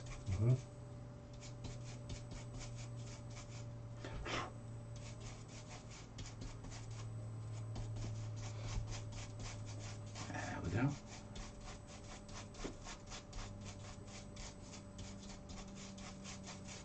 There we go. Nice one. What do you reckon? Yeah, it's looking Guys? good. Yeah. Good. I like the hoof prints in there. Yeah, Do you know how they were made? Yeah. Lollipop stick with the watch with the end just chipped away. Oh, Yeah, to leave yes. the hoof That's shape. That's clever idea. Just in filler. Yeah. Yeah, the wheels Yeah. come from... I've got a little tank over there. Ah. And I literally drove the tank Ran it through the through, filler. yeah. And I had to wash the filler off my wheels. But yeah, Yeah. that So- works well. Yeah. we reckon that'll do for Burma. It looks nice to me. Yeah. It's like because they're like you said already, the soil is very high clay type content. Clay, yeah. It will be a lot lighter than our soil in this country. Yeah. Ours tends to be except for Stoke, darker brown. except for Stoke. Where we have because Stoke is clay. Yeah, we're built on clay. Well, Stoke sits on a 20-mile wide slab of clay. Yes. Yeah, and it's one of the few places in the country where the clay exists in such. Typically in Britain, we normally get clay by our riversides. Because clay is clay is the long-term result of organic matter deposing and mixing, mixing with which only really happens where all the debris gets washed down to sort of the riverbanks and that sort of stuff. So we tend to find clay in riverbanks. Except in Stoke, where all the debris got washed into a 20-mile slab and created Stoke. Which sort of explains Stoke quite well, to be truthful. I think we're a bit alluvial. A bit alluvial? Alluvial, yeah. Well, the glaciers pushed a lot of detritus and material into the valleys. And I think that's what happened with Stoke-on-Trent. It's so hilly here. Well, the glaciers would have carved actually, if you think about it, Mao Cop is a glacial ridge, isn't it? Yeah. Yes. Coming onto the Cheshire Plain. It is, yeah. Any escarpment is almost always caused by glacial And if you think about it, haven't we got a ridge line, over Kielway? That's a ridge line, isn't it? I think there's several actually. Yeah, in this there's quite a area. few. Yeah. Because you have to be careful with the, as ever in this part of the country, with the red ash, which is a byproduct of the coal industry and the clay industry, but also with the ridge lines. Yeah. That it causes some sort of reaction. I don't know what I can't remember what it was because they tried not to build on the ridge lines. Right. Oh, that's interesting. That's why for Mao Cop, those houses that are quite close to Mao Cop itself, they don't tend to be that expensive because you shouldn't really be living up there because the foundation problems. That's why it's not a massive community and loads of housing's been built there really. Well, I used to know somebody lived in a chicken coop there. Seriously, yeah. As you do. A chicken coop. Down and out artist, I lived in a chicken coop on Mao Cop, a friend of mine was art college, knew him, As you do. As artists do. Yes, we're off it. Well, I knew the chap who used to live on the Roaches. Oh yeah. Oh yeah, the hermit. Yeah. Yeah. Well, he was famous though, wasn't he? Yeah. I mean, everyone knew the hermit on the Roaches. Well, when he was in a mood to be known. When we went up at the school a few times, he was. It would depend on what the weather was like or how you catch him.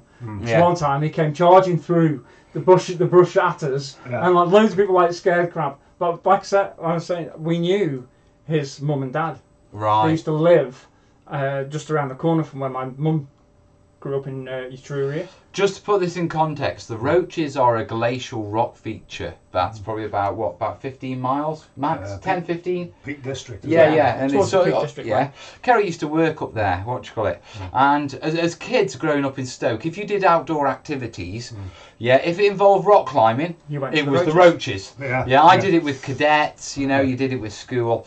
But in the Roaches, there's a home that's literally chiselled into the Roaches, and it's the hermit's hovel.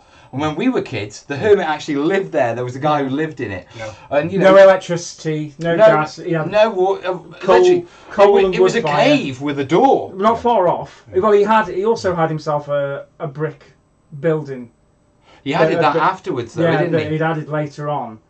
But it wasn't his. What had happened was they something like Kes, when they went to do a survey on the Roaches, they built this hut. This brick house, if you like. It wasn't very big, it's only one floor. And it had 2 rooms in it, so that the surveyors, who were on a 12-month surveying contract, could stay there. Right. And so they stayed, and when they left, it was Fred, sorry. His name was Fred. Yeah. I think it was on the Roaches, I'm not mistaken. They asked him if he wanted it, and at first he said, no, what do I want to do with that? Because he got his cave. Yeah. But then, over time, he moved into that. It's a cafe now, isn't it? I don't know if that building is. I don't know. I know. I've not been up there. I know right next to his hovel. You've got a brick structure now, and that's a cafe. Well, there's a plaque there as well. Yeah, to him. Yeah. But no, it's the Roaches. It's a Hobbit home. Yeah, very much so. We were just the just talking about. Are they Mall, Roche? okay. I don't know, mate. When I was a little boy, I was brought up in a street that's literally 500 yards away from a mall hall. Have I ever heard It's of like magnetic 150 plaster? feet. No, I've heard of magnetic In paint. Trent mate. Vale. In Trent Vale. Trevelle, that's where I'm from. Oh, is it? Yeah, yeah. Well, I'm I used to from go. I used to go to school at what was it? Springfields. Oh, you're kidding me? Springfield Primary. Oh, yeah. That's where I went to Yeah, primary school. Yeah. And right next to that Yeah. was the massive Marhole, which you Marhole, weren't supposed to yeah. go and play in. Yeah, well, Which- strictly forbidden. Yeah. We're supposed to go anywhere. There every week. Yeah, oh, of course. Yeah. But yeah, that big Marhole there, which they filled in. They're fully thin now, yeah. Yeah, and built on. Yeah, because I mean, it Which was. I wouldn't want to move to there. Yeah. That's about like living on Crackly, isn't it? Have you seen the cracks in Crackly? Yeah, Crackly Bang. Oh, that's right, it's called Crackly Bang. When we were kids, yeah, they decided that, you know, we'll fill an open a pit. We'll just fill it with some dirt, and then what you call it, you know, we'll build houses on it. And everyone went, that's not going to end up well. As an adult, yeah, it didn't end up well. Yeah, the area was called Crackly, and the cracks in the roads and everything.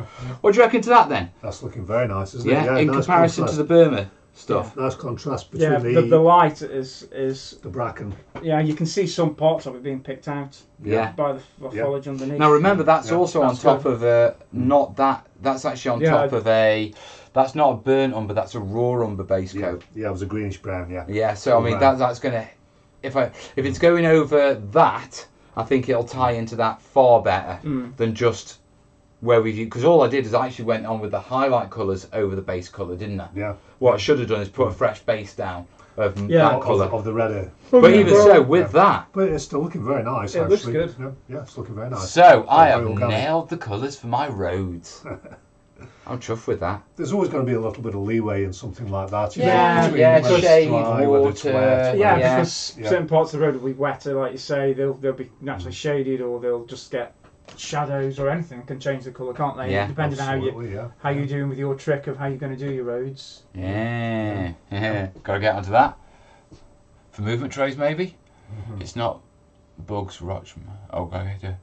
When I try a new paint job, I need a test paint. Yeah. Test painting is always important. Yeah.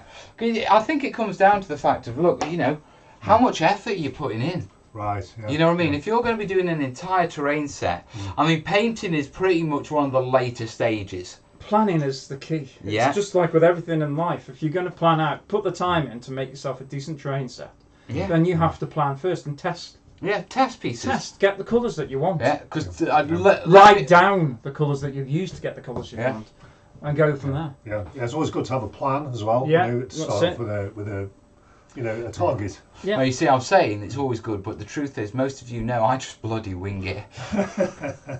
Yeah, but you've sort of planned you get as well. very good results though, Mel. So you know. Then Yeah. again, I suppose You do plan. with experience in fairness. comes planning that you don't need to plan. That's Does true. that make Well, sense? you get Yeah. planning that you already built into your scheme without having Yeah. to write it down. Yeah. But when you're first starting out, you need to have Yeah, a you need- written plan. You need to be that regimented and just Yeah, you do. just get Otherwise- yourself organised. Otherwise, you forget things Yeah. as you get into the project, and you go back to the beginning. Take it from me, it's true. Just in painting figures, if you're painting a unit in a colour scheme, and then you don't make a note of what colours you've used on what, where, and there, then you come back, say 6 months later, because you've got another squad that you want to add to that army. Yeah. Oh, Trying to mate. match if you haven't made notes or you haven't planned in advance is impossible. Terrain is Yeah. exactly the The same. best way I found Paint, of when you doing use that, paint, it's the same, isn't it? the I best do way a I lot. found Oh, absolutely. of tracking what paints I've used is blogging. Yeah. Yeah. Yeah, you know when people blog? Right. Yeah, I used to have an old Imperial Guard blog called Corbania Prime, and it was great because if I tried anything new, yeah, I'd document it with photos and a couple of lines of text. That's a good And idea, even yeah. now, Yeah, I can yeah. go back and I can find exactly what colours I used, how I applied them. Reference If it, I did, yeah, so the reference is there for life. Yeah. Yeah, because that's there's what- one thing about writing them down, but Yeah. you know what it's like when you lose your notes and that sort of Oh, yeah. stuff. Yeah, If you yeah. put it online on something like a blog, you don't even have to push the blog out there. Just use it for recording. Yeah, but it'll always be there. Yeah, You know what I mean? You'll Put it on always a be able USB to- stick or something. Well, you don't need to once it's on the Pretty internet. important. Yeah, but It's you put, there. yeah, we don't Oh, even yeah. need to use USB sticks now. There's that much cloud storage available. Yeah, exactly. Oh, that's There's true. so yeah. much free cloud storage that it's always there. I'm still learning how to trust the cloud. Cloud. Oh, I use the cloud all the time now. Google Drive, I love Google Drive. It's my best friend. Right, I think Menno K sent us a fiver. Thank you, buddy. Nice one. Cheers. On quick, triple dance. We're about £75 off a triple dance. Now technically we should be £275 because there's three of us. Three of us, 100 each. Yeah, that's how Jace would be working it. Yeah. I'm feeling generous. Generous. They're not going to get a 2 for 1. They're going to get a 3 for 1. Exactly. Calm down, you. It's not a bog off, it's a tog off. Yeah, you calm down as well. Are people enjoying the banter, by the way? I know this isn't our normal live show sort of thing. I was actually thinking, about podcasts. Yeah. I was thinking, the trouble about doing podcasts is podcasts, if you do them on your own, are pretty boring. Yeah. Yeah? But the banter tonight between us three. Sorry, Mal, I was asking if the roaches were Rochemontines. It's a glacial feature with a French that means rock sheep. Actually, they could be. They are glacial and they are very smooth. They do have that. They look like sheep. Yeah, they look. Yeah. Even one of the rocks there is a very famous rock in this area. It's called the Winking Man. Oh. Because of the shape of the face. Have you ever seen it? No. The shape of the face of the rock The is like Staffordshire. It's like a side profile. So you've got the nose and the brow, and then there's Wikipedia, a hole the that Roaches looks is a like prominent an rocky eye. ridge above And as you the drive Ventissus past with- it at certain angles, it looks like it winks at you. And there's a pub up there that's called the Winking Man. I've heard of the Winking Man pub. Yeah. Yeah, I didn't know. Yeah, it's based off that. One of the rocks that's formed in that form in the roaches, it looks like a man that winks as you go past because it's just got the side profile of a face. Okay. Let's try and get a decent photo of it. No, you can't see the painted pieces. No, not yet. Google the Roaches Staffordshire, guys. Yeah, you won't be able to see if I show you my phone. It won't be good enough, to be perfectly honest. But I mean, we've all been there. It's love. To be truthful, I'd love to go up there and actually, you go to a scene and paint. Yes. Yeah. Go to a scene and model. Yeah. Yeah. Do you know what I mean? Say like I'm gonna recreate and. Well, like I said, I drove training past there. there on my birthday, and that was in the snow that we had, Oh, and it right, was yeah. incredible. Yeah. Beautiful. Absolutely, Yeah. Beautiful. It's a bit scary because like I was saying to Mel, the snow drifts were like 10 feet high Really? on the side Yeah. of the road where the wind whipped across because Yeah. it's pretty open. Yeah. But the driving through it in the snow was just glorious, absolutely glorious. Moorland like that is always more elevated. It's always Yeah. colder. Colder than. Well, when you go to the top, Everywhere your ears do go. You have Slide to these pop your back in ears. here. 'Cause Yeah. You're getting up high.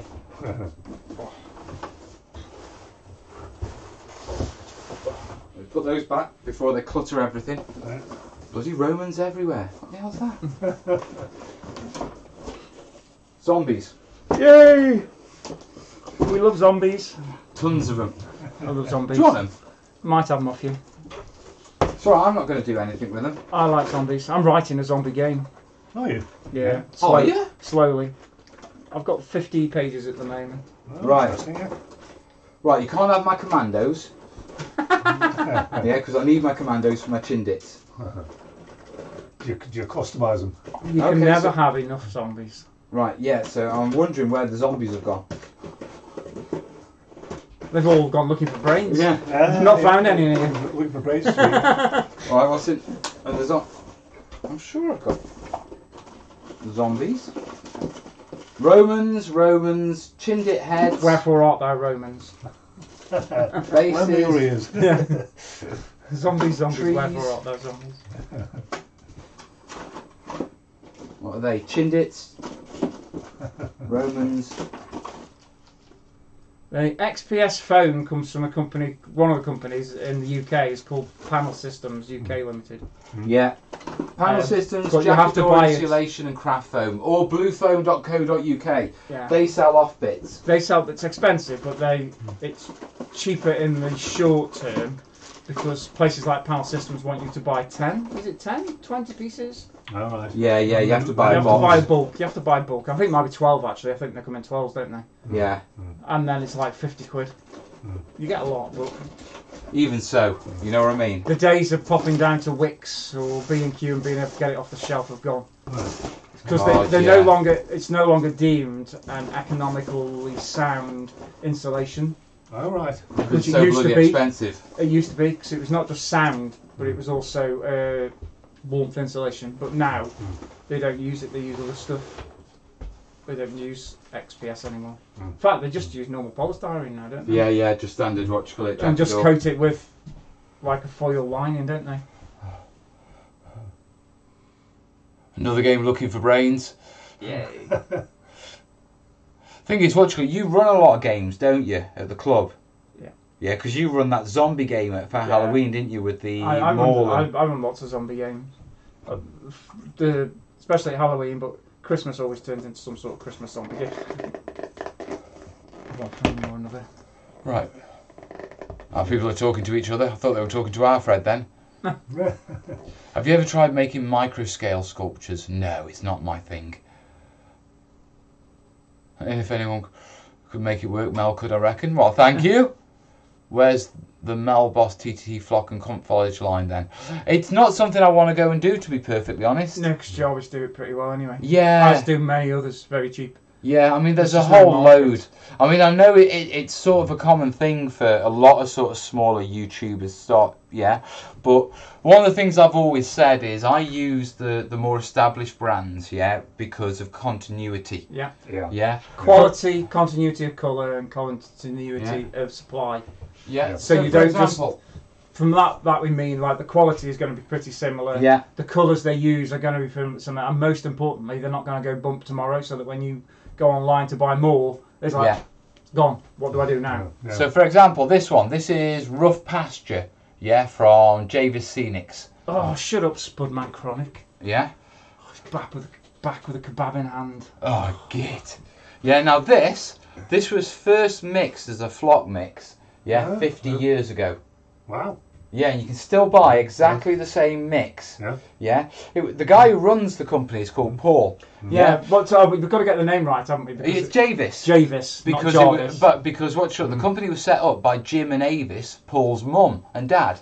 Yeah, and so one of the things that they do is if they've ever made it in the past, you can still buy it today. Exactly. So the if same. you made a railway layout 50 Yeah. years ago using this, and you need to patch it up, Yeah. you can still get exactly the same. Wow. That's Yeah, good. and that's one of the reasons why I always say, you know, if you're doing a few little bits and bobs, fine. The smaller sort of cottage industries who are making their own, grab some off them, support them. But if you're making terrain sets, if you're going to be adding to it in the future, then you want to deal with someone like Woodland Scenics or Javis, who have got colour set products and are established that they will be around. Yeah. Do you know what I mean? Because the last thing, I mean, it happened with me with my D-Day board. It's really frustrating when you're halfway through doing something and then the manufacturer doesn't supply Yeah, basic ingredients yeah. like paint colour or something like that. Yeah. It's happened to me, believe me. So that's one of the reasons why I won't actually do my own flock lines and that sort of stuff. Because to be perfectly honest, guys, I can't guarantee I'm going to be doing it for the next 5 years, making flocks and that sort of stuff. You know, it's not where I want to go or what I want to concentrate on. So I'd hate for people to start projects, visit them a couple of years later, and me go, oh, I don't make that anymore. Yeah. Do you know what I mean? It's not something that you're into. It's not something. I mean, I think we've all given it a go at one time or another, making our own terrain products. Yeah, From we've all- scratch and we say it's about money, but it's not really. It's No. about making your own thing. That's customising. Yeah, being responsible for your The own only supply. time it's about but money, it's a pain. yeah, the only time it's about money is if you're a bulk builder. Yeah. Yeah, i.e. it's about keeping your own costs down. If Yeah. you're making a lot of terrain and you're knocking it out, Yeah. then it makes sense to make your own because you can make it in bulk, you can make it a lot cheaper. Sure. And it's matching your colour system. Yeah. Yeah. When you're doing it for your own home projects, there's No, it's not there's worth no it. point. I mean, The time spent Jesus, making flock, yeah. it takes a long time to make flock. And you've got to remember, I mean, Does, my yeah. D-Day to get board, good results. the flocking of my D-Day board, there's not more than £1's worth of flock on it. £1. Yeah. Yeah? I mean, when you start to think about, right, I've got to travel and buy the foam, Yeah. I've got to buy the paint, you're already financially down. You know, Yeah. and I did an entire D-Day board with literally a handful, sprinkling it where I need it. Now, albeit the D-Day board, it was only green on the sort of headland bits, Right, so it yes, wasn't a yeah. full board, but even so, a full board, £3-4. Yeah. Do you know what I mean? I don't see the point unless you're a bulk builder, and you look at your Woodland Scenics bill and go, I spent 150 quid on Woodland Scenics last month. At that point, it's cost effective. Yeah. To make your own. But until then, just go and buy it. And like I say, if you're doing small little projects and stuff, that continuity doesn't matter, they're one-offs or whatever, then support your local small community, little hubs. You know what I mean? Because these guys are what grow into the big ones, and you know, it's what we do. If you're doing anything which you're going to be adding to over time, Woodland Scenics, Javis, Scenic Express, companies that are knock as well, companies that have been around for donkey's ages and will be around with reasonable assurity that they'll be around. You know, I wouldn't expect any of those to disappear anytime soon. You know what I mean? Yep, definitely. You could do a deal with Jarvis and rebadge their products. Yeah, I could do a deal, but We thought about that a while ago, didn't we? Yeah, and but there's a different angle which I don't think we should discuss online at the moment, that we've been talking about before, to do with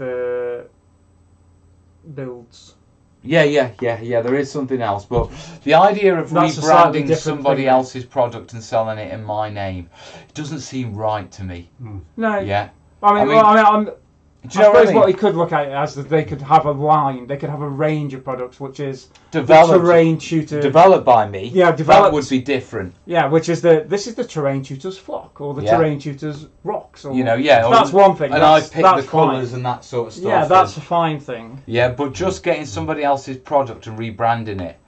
I mean, it's like these crazy situations where, you know, it's quite common, especially on eBay and stuff like that, people going buying bags of ballast and pouring them into, just literally pouring 5 mil into tubs. I used to do it. I used to sell. I used to go and buy a £1.99 builder's bag of sand, 25 kilos. Yeah. Take it home and sell 200 grams in a what's they called, the Ziploc type bag. Yeah.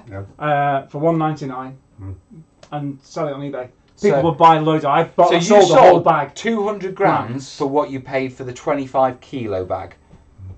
Yeah. So Which what? you think, oh, that's massive, but That's it's only 5. how many have you got to sell to break even? One. Yeah.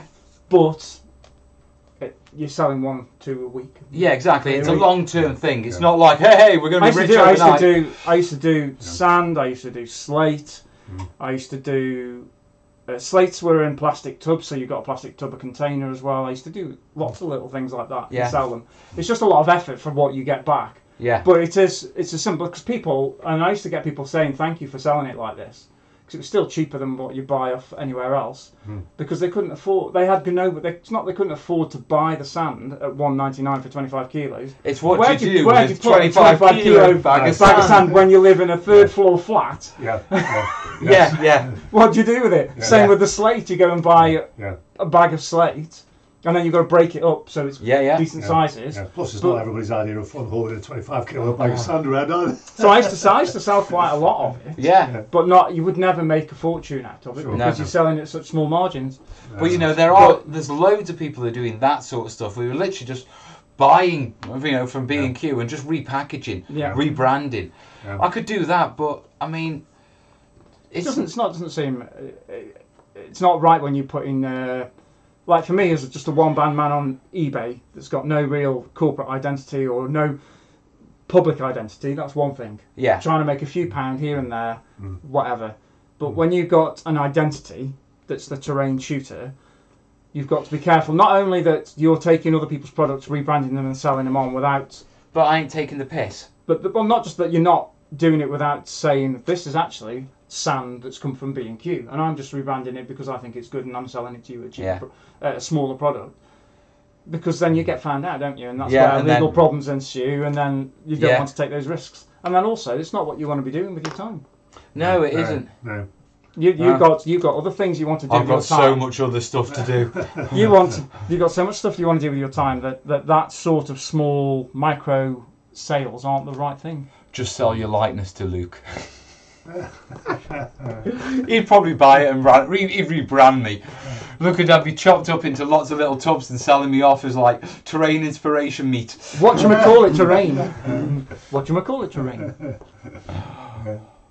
But no, I'm laughing, I'm a builder, I get everything for free.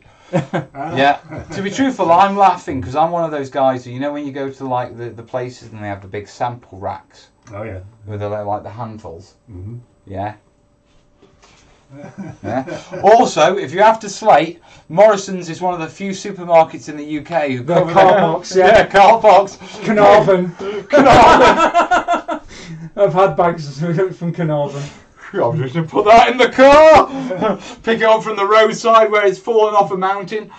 Slate is mined in North Wales. Yes. Yeah, so if you Massive, head around if North you drive- Wales, you go through the centre of up through Bala, yeah, and up to the old slate mine. Have you been Yeah, to the the mines industrial drive mine? through. Yeah, you can Stop. literally drive up there, get out your All it car, is is literally pick up a slate. block if you can pick it up. Yeah, you know, and don't knack your suspension, but throw that in the back and give it a couple of It's something sledgehammers. to see the big slate quarries and whatever when you're driving through, because the road's quite a nice drive. Yeah. Slate quarries Also, are a quick wonderful. tip: if you don't want to do the 25 kilo bag of sand, yeah, go to places like not Toys R Us because they've gone, but you can buy a kilo bag of play Argos. sand. That Argos probably does. Yeah, Argos. Now this is fine oven dried sand and it's completely clean because it's play sand. Yeah, so it's for kids' perfect. play pens. Yeah, so you can do that for £1 and you'll get a kilo of it, which is a little bit more storable. Right. You know what I mean? Hmm. Yeah, what's a About a kilo? few quid. Yeah, bag of sugar. Yeah. £2. Two, yeah. Yeah, That's a bag of sugar. yeah, big bag. Yeah, but yeah. Mm-hmm. No, it had become an episode of Last of the Summer Wine. I love that show. Okay, what was the really scruffy one called? Oh yeah. Compo. Compo. I am Compo. Yeah, you are. Yeah. With the wellies. Am I Clegg? And you're the other one.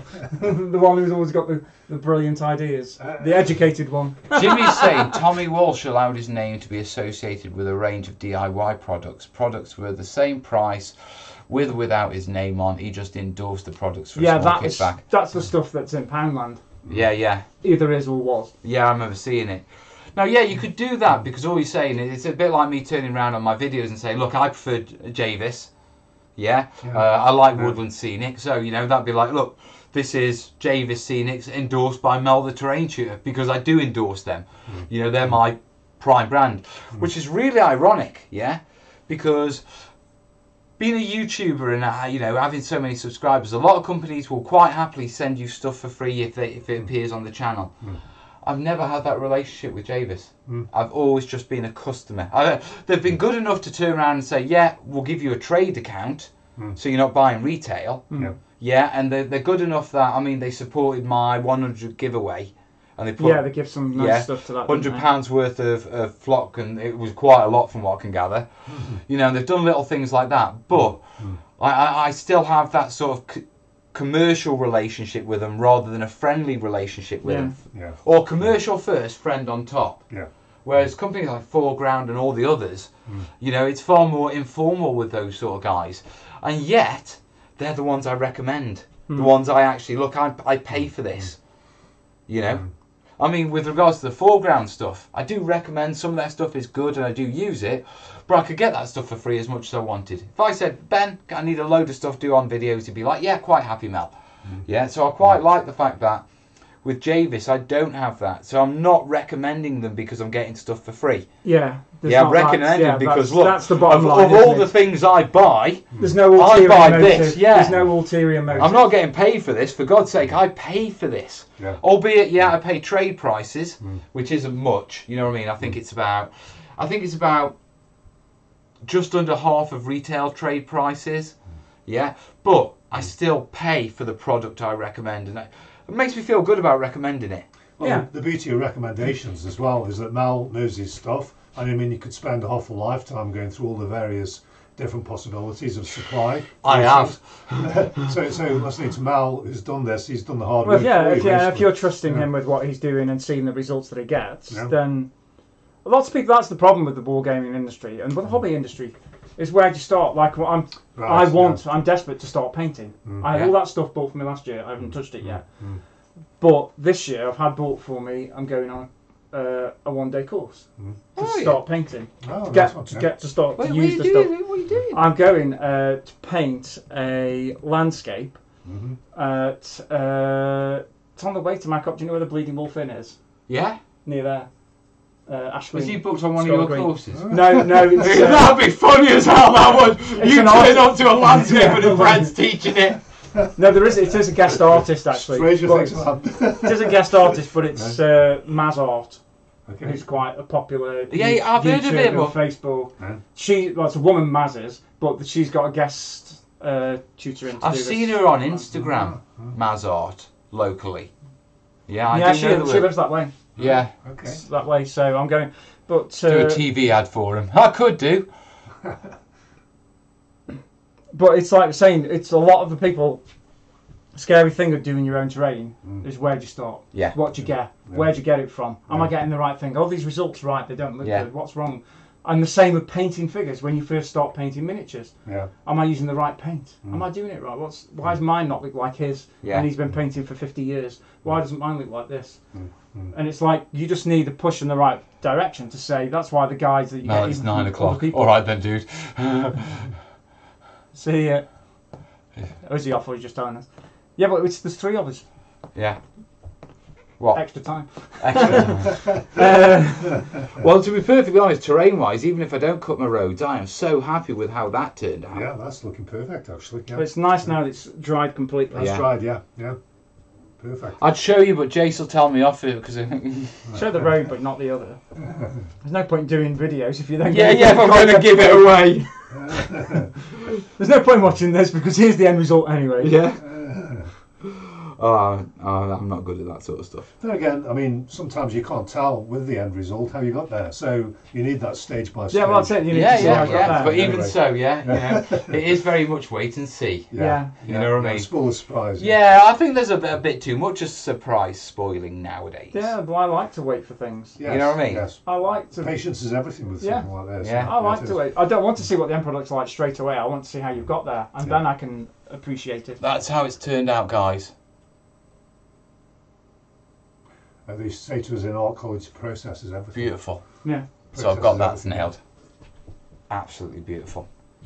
Well, it's more interesting watching Mel build a piece of terrain and seeing it go from a piece of cardboard or a piece of EBPC to something like nightmare. Yeah. to something like that, Yeah. with the mistakes along the way, because then that helps people to prevent those mistakes themselves, or if they do Exactly, make those yeah. mistakes, how Yeah. to fix them. Yeah, yeah. That's why it's so important that you don't cut the mistakes out. You don't have this I'll- super polished yeah, look, yeah. Oh, I don't. because You know what I mean? it's key to the hobby, to learning. We learn most from mistakes. Yeah, most definitely, most definitely. So, Sometimes actually you can use a mistake as well. Oh yeah, you know, a lot 'cause of mistakes can take it in a different direction that's actually better than your original plan. Exactly, yeah, Definitely. yeah. That's If- true. You can dodge the kind of like it being contrived. Yes. yeah, kind of yeah. thing, Yeah. You know, if you allow occasional bit of looseness, a bit. Yeah, if you're slight not mistake here and there. too tied to your original idea. Yeah. Most definitely, most definitely. What Yeah. you call it? Yeah, you should have a focus on your original idea, but then allow a little bit of wiggle room for a slip of the bush Diversions. or Yeah, most definitely. Because, like you say, it's the variation in nature. yeah. Yeah, and Yeah. trying to replicate that is really hard. You're better off Yeah. little mistakes and just leave them be. Non-uniform uniformity. Oh, dude, Perfect. That's what we're after. That's what everyone's that's after. a hell of a phrase, isn't it? Yeah, That's what everyone's after. Yeah. You want them to look like they're tied together and they belong together, but you don't want to think that man is the same as that man Right. because he's got the same hair, the same looks, the same eyes. They're Exactly. twins. Yeah, yeah. Yeah. That tree's exactly the same as the other tree. No, it's not. It needs to be slightly different. Yeah, everything in nature is different. Yeah, Yeah. it needs to be slightly different somewhere. Oh, It's not Mel taking socks off. calm down, you. Just need to do a little bit of cutting while I'm here. Might as well use the time, eh? Cut away. Yeah. Well, I've got to do these roads, haven't I? What is it you're doing, Mal? I'm making roads. Oh, okay. Oh yeah, he's got a fantastic little secret idea which he might be sharing yet. I don't know. I'm not sure whether to do it in a video or talk about it on a live show. See? All right, let's work out how Trixie. wide my roads need to be. Yeah. Bolt action roads. What would you say? 2-3 inches wide for bolt action vehicles? It's 15 mil, isn't it? No, it's 28 mil. But it's true. Oh, bolt 28. action. Yeah. Yeah. Sorry, I was thinking Not flames of war. Have I got a Uh, vehicle up there actually? Or are they all? Yeah, at it's home? true scale. not heroic. No, I thought I did have a little vehicle up there, but I don't see it. And you got Flames of War's tank. Yeah. So what? Ask that lot. What's the front of a Sherman?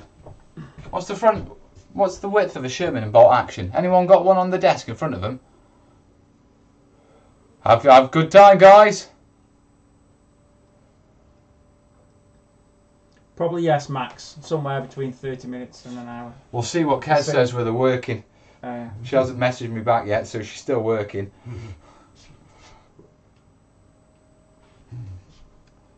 So, what? Menno's paid. I paid €6. Any chance of a little waltz with Fred?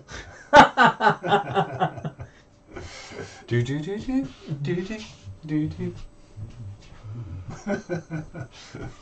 It looks like. Is that today? Jamie sent us a £5. £5 to help you, Swan. Sorry, meant to help you with a bald eagle round Murica. Thank you, buddy. Thank you. Yeah, that's everyone so far. So we're up to about what? £20, I think?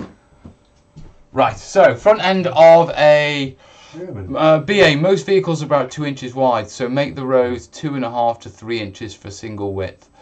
2.5, I think.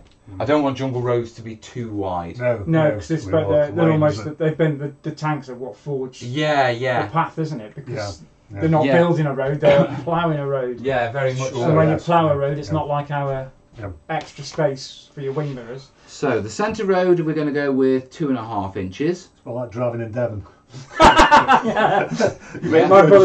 My sister and her partner lived in Devon for many years, in North Devon, and it was a funny. They lived in a place called Georgeham, which is near Woolacombe, and because they lived there, they would have to commute, like to go shopping to not Accrington, Arlington, and different places, and on the bank holidays, it was a nightmare. The locals used to know you don't go out in the car. Anyway, my sister's partner had to go out because she'd gone to the dentist or the doctors or something and had to go and pick her up. And got there fine. On the way back, hit all the bank holiday traffic and kept having to stop and then reverse. And he got so sick and tired of it that when the next car they came to, he just stopped, switched the engine off, got his newspaper out and just sat there. Until they moved for him. He's just like, no, I've had enough. No, it was the same in North Wales. You did not go out at the weekend on a Friday. Not out trying to drive through the valleys.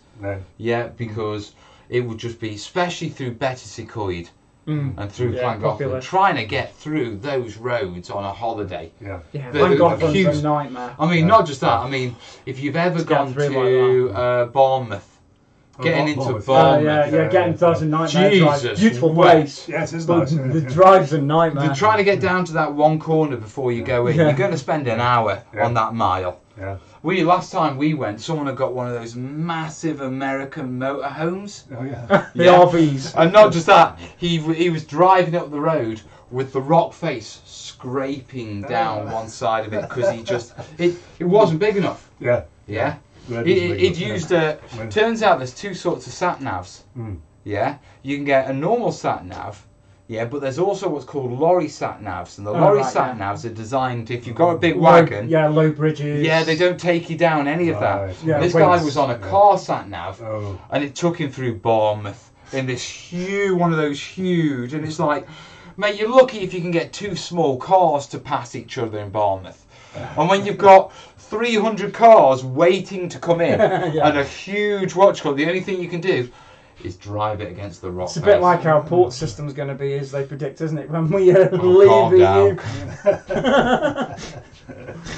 Mate, technically, I fly out to Adepticon, we're in the EU. There's a good chance when I fly back to Brussels, we'll still be in the EU. We'll still be in the EU. Right. And on that light note, and where we have flying cars. Anthony Haywood, we're doing a knockdown, dirt cheap price of just £100 Are you now? Yeah, we'll do it. You for selling 100. my body, are you? We'll do it £33. Are you discounting my dancing? 30? No, I'm a yours dancer. is free. It's the quality in the room that they're paying for. 50 quid a week. Really? Really? Just because you can do the dance better doesn't mean it's. I'm well practiced. Exactly, that's what it is. We've just got natural rhythm. Fred and I. I'll tell you what, they don't want to start this with the amount of knives I've got in this room. I mean, I've got a sword there. Right, going back to our road. I've got high quality H2O. Try and wield on the sword when you can't see. Okay, right. Going back to our road. Right, we're going for 2.5 inches wide. Now we're going to need the guttering and the sort of bushes either side. 1/2 inch for that? Well, if you're doing your road as you suggested earlier with the drop off, like a gutter. Yeah, I know we're going to have a camber, but what we don't want. Well, you don't want anything on those cambers, do you? Apart from no, we'll vegetation, but you Oh, don't I've want got- trees and stuff like that. I've You got want plans. You got snipers. No, I've got all sorts. I've got lots of plans. No, I think what we need is what we don't want is the path. Yeah, then straight camber off. No. Right. Yeah, we need a little bit of transition, though, say 1/2 inch on either side. That gives me a little wiggle room to change where that camber is and make it irregular. Because if we go for straight the path and then camber off, every single road will look the same. Exactly the same, yeah. Yeah, so if we add in an extra inch for 1/2 inch either side wiggle room. Yeah, 1 inch for the wiggle room. Now, I intend to make my rows to raise them up. I'm going to use 5mm. Okay? I'm basing them on 5mm EPVC. That gives me 10mm in height. I want a slope of 1 in 3, so I'm going to need 30mm either side to fit the slope in. Yeah, so 30mm is approximately an inch. So we're looking at an inch either side. Yeah, for the for the camber minimum. Yeah. Yeah, so another 2 inches there, and that gives us a grand total of 5.5 inches. Yeah, for our roads minimum. Okay. Technically, there's a brand of flying car in the 70s, 80s with attachable wings, airing propeller. I think I saw that on Tomorrow's World. And they literally bolted on the wings and this sort of stuff. And the guy goes fell and he's off in his car. Yeah, but they wouldn't allow them on the roads in this country because they've got bits sticking out where the wings go on. Yeah, that was it, wasn't it? The mounting points. Yeah, the width. Yeah. You wouldn't want those snap while you were doing it, would you? That wouldn't be fun, would it? Right, so. So this is for the Burma build road. Yeah. Because I was just thinking in Europe, maybe the road system would be a bit more regular, a bit more regulated. Yeah, it would. would. There are standards. Yeah, like continental. Highway agency standards in this basic country. standards. Yeah. I'd have thought definitely it's all governed by EU, isn't it? It's by the during World War II, the Germans kept on making tanks that were so big they didn't fit on the roads. Yeah. They had a lot of problems with that, didn't they? Yeah, that's why they had to become. They ended up becoming countryside tanks, didn't they? Well, that's why, and then they had to develop the tank to become more capable of using the countryside. Yeah. That's why your tracks, Panzers and what have you were the kings of the country, as you used to call it, weren't they? Yeah, because the road systems wouldn't. Yeah, couldn't support them. Sustain it. Yeah. They collapsed, didn't they? And not wide enough, like you say.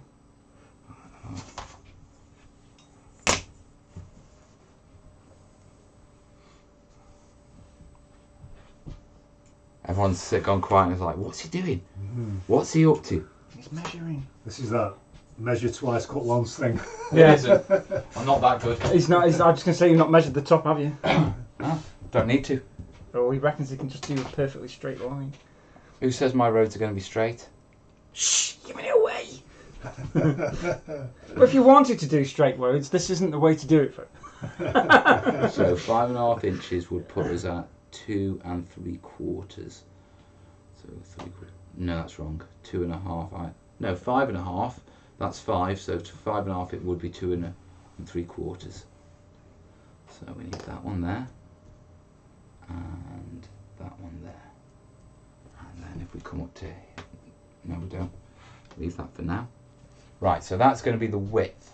Okay. That's my rough road. What I need to do now is change the angle. One of the problems with wargaming roads yeah, that I hate is the fact that they're all straight. Yeah. Yeah. Even unless the Romans put it I was down. going to say the Romans made straight roads. Yeah, but unless the Romans put it down, yeah, you can always tell when you're on a Roman road, can't you? Oh yeah, Watling Street, yeah. Yeah, absolutely, not just that, so in the countryside. Yes. Because you hit that point where I can see and I can overtake. can see a long way, yeah. I can overtake now. Yeah. But yeah, roads are very rarely straight, and I hate straight wargaming roads. Yeah. So what I'm doing is, at the end of my roads, I'm putting a little camber on them. Just a couple of degrees. Yeah, but just enough to break that sort of mentality of it's straight. Yeah.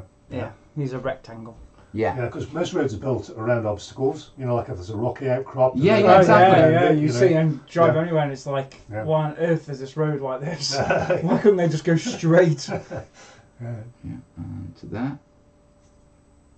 So that will actually be my road, but it's not actually going to be like that. Yeah. Because what we're going to do is we're going to come down here and it's going to go around like that, and then it's going to come back in like Shall we that. swatch cameras? Yeah. And go down to there. Right. Yeah. And this is going to come down here. It's going to scroll out a bit like that. And it's going to come back into there. Bring it to there. I need it to there.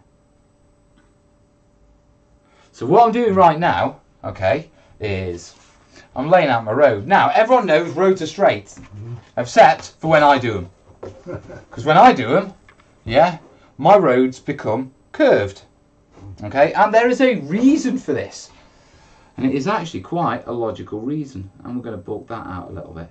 There's also a reason that the roads wouldn't have been straight in the jungle anyway. Exactly, because they follow the contours of the ground. And not just that, but you're driving a tank with no reference in front of you.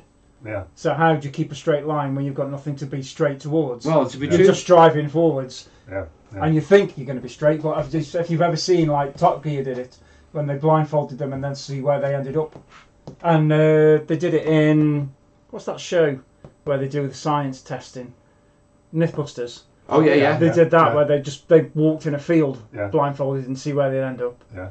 If you've got no point of reference to move from, You go around in circles. you'll go any which way, yeah. And I- same I- if I you're did driving that. through a jungle in a tank. I did that once in a blizzard. In a wood, in a forest. Right. And I got caught in the middle of a forest, and a blizzard came down. Really heavy blizzard. You couldn't see your hand in front of your face. And I was literally walking around in circles in this forest. I was beginning to want. It was getting darker and darker and darker. Yeah, you're thinking- I was beginning to get quite panicky. Yeah. Did you know that they train the SAS for their jungle training? Yeah, in North Wales. Yes, yeah. Oh yeah. Yeah, because once they get up into the clouds, Yeah. it's pretty much like being in a jungle. You can only see like 10 feet in front of you, and you've got no reference, no sunlight. You can't see the sun, so you can't get positioning that way. Yeah. And so you literally have to go off your maps. I'm back with a mad road rage. 13 mil is just over half an inch. 27 is an inch, isn't it? I thought. It's about 25. I thought. Yeah. About 25. 2.5. Go on, Jace, check it for us. 2.5 centimetres. See, that's bugging me now. I should have these all written down, all the scales and all the Yeah, you important. should have a big board of them all. You know, just because the amount of times this comes up. The amount of times you ask the question. Yeah. That's 2.5. That's 1.25. Yeah, that's equal. Yeah. That's an interesting way of doing it, Mal. Yeah, it's not what we'd normally do. Yeah, but for this, and I'll explain why in just a second. Yeah, it does work. So you want to do from inches into centimetres, was it, or millimetres? What we wanted is, Millimetres. yeah, How many millimetres in an inch? Yeah. we've got that one, we've got that there. That needs to go to 1.25 inches. 25.4 millimetres to 1 inch. 25.4. Yeah. So rounding down 25. Just that, So- 2.5 centimetres, yeah. Yeah, the camber will be all right on that. So if we then draw these lines in for my actual road.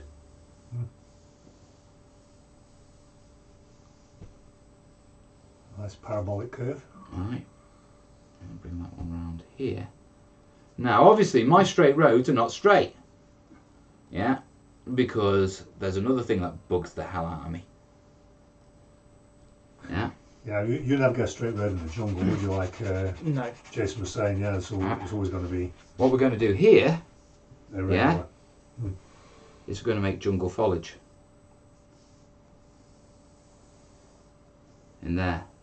Oh, I see. Yeah. Now what that's going to do, Yeah, so I'm what with I've got you. is I've got a straight road, Yeah. but my road curves round a jungle bump. Yeah. Yeah. And there's one thing, what I don't want to do is have this situation of where I'll lay my roads out, and then one player puts a heavy machine gun right at the end of one of the straights, ready to nail anyone who Coming down crosses the that road. Yeah. Yeah. Yeah? Yeah. Whereas if even on my straights, if I put a curve into it, Makes it then a anyone bit tricky. looking down, if there's another curve somewhere further on, Yeah, you've after got 2 or some- 3 pieces, You've got a cover point. yeah, exactly. It throws out the line of sight. Yeah, exactly. Yeah. You've got Yeah. places to move to as well because you've got cover. Yeah, well, Yeah. the thing is, what it means is you get that situation as you go round, every time you're going round a corner or something like that, what's going to pop out at me? Yeah.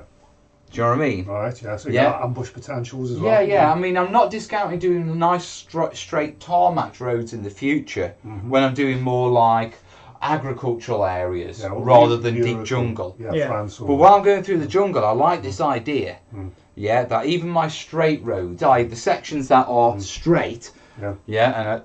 even have a The bit of road a it's- kink in them. Yeah, the road itself isn't straight. Yeah, exactly. So The piece that of way, terrain might be, but the road that's going through, which is what draws your eye and what you're going to think, isn't. yeah, Because then it's not a straight piece of terrain, it's a curved road. yeah, exactly. Yeah, so with it functionally, they're still straight. Yeah, Yeah. aesthetically, Yeah. they're curves. Right. Functionally, they block line of sight, There's but no- allow movement. There's nobody out there to stamp down the dibbits. Yeah, and not just that. By having this jungle, it also sort of lets me on the actual road bits set up interesting ambushes and stuff like that. Yeah. Well, it also helps you tie it in Yeah, Yeah. to the rest of your terrain. Yeah. And Because it's very difficult tying just a road yeah, into your terrain. Yeah. Whereas if Yeah. you've got a bit Yeah. where you can have a nice, decent sized amount of foliage, even a little tree at the top maybe, yeah, Yeah. that ties it in, yeah. It'll work that perfectly. works better. Yeah, yeah, but you see that all the time on, if you watch documentaries on Burma, the roads often do kind of like split off like that. and Yeah, then come yeah. back together I again, know, and I've watched a few Yeah, 'cause you'll hit a documentaries. pond or you'll hit something Yeah. like that. yeah, that or you just, gripping rock or something. Yeah, Yeah. yeah. Yeah, You know, and there was a couple where literally the path, do you want to go left or right and meet the other side of the tree? right. Yeah. You know what I mean? And it was Yeah. like, both, because people being people as Well, they are. not just that as well, but it also, if you're in the jungle and you're building a road that you're going down with a tank, if you're building at the width of the tank all the way down the road, what happens when a tank comes back the other way retreating? So if you build around obstacles, or if you just Yeah. no obstacle and you just Yeah. put a passing point, Yeah, then you've Yeah. got somewhere that Yeah. one tank can go one way, one can come another way. You've Right. got a line, you've got a road, a two-way road. Yeah, Whereas if you don't, you've got a one-way road. yeah. And you've got a radio ahead, right, in 4 miles, this tank will reach you, but nothing can come down that road in the meantime. They had problems with that in France and stuff like that, with, Yeah. with actually going down through the bocage. yes. Because obviously with the bocage, it's really steep. Yeah. There's no passing points. Right, yes, it's just like a toboggan. Yeah, Yeah. very much so. Yeah. Yeah, Scary. yeah. But yeah, this is the general theory behind my roads. I know it's a bit different than what you call it. Switch us over to face, mate. Yeah. Now we've finished looking. Yeah. I know it's a bit different than what you call it, than what normal wargaming roads are. But like I say, the normal wargaming roads did my head in. Yeah, they just annoyed me. Yeah. Yeah, because they were just too standardised. Now I understand why they were standardised. Yeah, so they would work as roads. So if Well, a you- tarmac road would have to be like that most of the time. Yeah, most but of at the the time sa- you're fighting in like a city or whatever. yeah, but at the same time, what do you But- call it? Yeah, most wargaming roads are 12 inches long. Yeah. They're 4 inches wide, Yeah, and yeah. they're 12 inches long for quite a good reason. Yeah, Our tables are typically 6 foot by 4 foot. right. So yeah. you can guarantee that 6 pieces will neatly go from one edge to another and give the impression of a road continuing through. And segments of a table are then usually broken down into 12 inches. So you either Yeah. have a 1 foot by 1 foot or a 2 foot by 2 foot. Yeah, which then people use to make it interchangeable and customizable. Oh, The problem it's like is- in modules. Yeah. Modular. The That's the problem whole with point that of it. is- Yeah, definitely. Yeah. In wargaming, a lot of the time you have to guess whether you're in range of someone. Right. Yes. Now, if yes. you're next to a road that's segmented, built as pieces as every 12 inches, you've essentially got a ruler. You've got a measurement. Exactly. Yeah. Yeah. Yeah. Now, if I start cutting these and I make these uneven lengths, yeah, you can't measure with them because you can't guarantee. I mean, I'll be honest with you. I see. I don't know how long that is. Yeah. It's more than 12 inches. It's less than 16. Yeah. Yeah. If I was hazard a guess, Let's say about 15, 14. I'd say watch 15 and a quarter. 16 inches, something like that. Yeah. 15 and a quarter, I reckon. He's going to measure it now. He's cheating. Oh, it is 15 and 1/8. Yeah. So I'm an eighth off. Rubbish. How bloody good is that? Do you know what? I'm getting really good at that sort of You stuff. do. Yeah. You do Eyeballing get it. Eyeballing by it, eye. it's crazy how. I mean, I was an eighth of an inch off randomly guessing. Right. Yeah. You know what I Very mean? Yeah, but that's one of the problems. If you do preset pieces, Yeah. they can be used as measuring ranges because everyone goes, oh, there's 6 of them, 6 foot. Yeah. They've got to be 12 inches each. Right, that unit's not in range. I won't fire on them. I won't waste the shot. Right. Yeah, yes, I won't yes. nominate. Yeah. Whereas if I do one road like this, another road's going to end here, another road's going to end up here. Yeah. By the time they add them up, it's like, well, it could be 3 foot, but it might be more, it might be less. You're back to that variation of, am I in range? Yeah. And you're not going to be able to use the terrain To help you. to guess that and to use as a ruler, which is one of the factors. Now, obviously, the reason that our terrain pieces are 1 foot by 1 foot, yeah, is because so they fit on the table. Now, I've been going on about, well, we're going to do a variable, and everyone's going, all right, Bosticle, how are you going to fit them on the table? Because obviously, if they're different lengths, I can't guarantee you getting exactly 6 Yeah, foot they're of road. matching up. Right. Yeah. Yeah. Yeah. And for that, you'll have to keep an eye out for the next Burma build video, guys. That's the secret. That's the one we That can't is let the out secret. I've got a solution for it that works really well. Yeah, but I'm not letting the cat out of the bag on a live show on that one because that's video, you know. So my next job is I've got to lay out a load of roads and start prepping them, cutting them, so you know we can get ready for next month's Burma build video. There should be one out in the next week anyway. Yeah, so we've got that on. Right, we are on past. Yeah, I'll do a quick check of PayPal and then I'm going to call it. Because to be truthful, I need some more food. Yeah, my lasagna's waiting. Is it you have I'm sure. lasagna? Yeah. Nice. That was a pot noodle, not poodle. Yeah. Right. I don't think anyone else has sent us any more. I'll just quickly check. We've escaped. We've escaped dancing. We have. I believe we are safe. Who's that?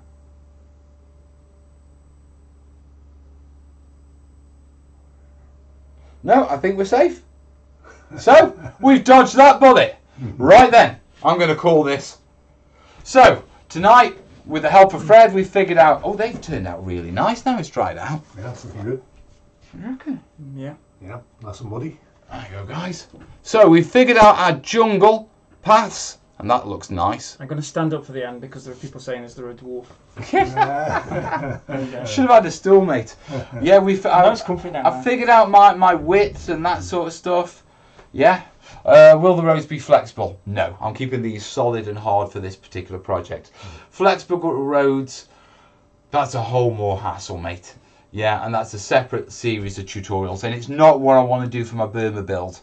Yeah, because it's my build and I'm doing it this way. It's not that much. I can Do do it how it wants latex to. and flexible roads, but I think about it and it's like, well, my boards aren't going to need flexible roads. Yeah, because you're not Yeah. going over hills. It's Yeah, all exactly. flat. Yeah, and Ish. so Flat-ish. this works. Yeah, flat-ish. And you Right. can build the huntsman that you want with the flock. Yeah, and exactly. the terrain. Yeah, and everything else. But yeah, I'm going with solid roads. Now, video out on Saturday, video out on Tuesday, video out on Thursday because I'm in Beasts of War and no live show. Video out next Saturday, so plenty of content for you.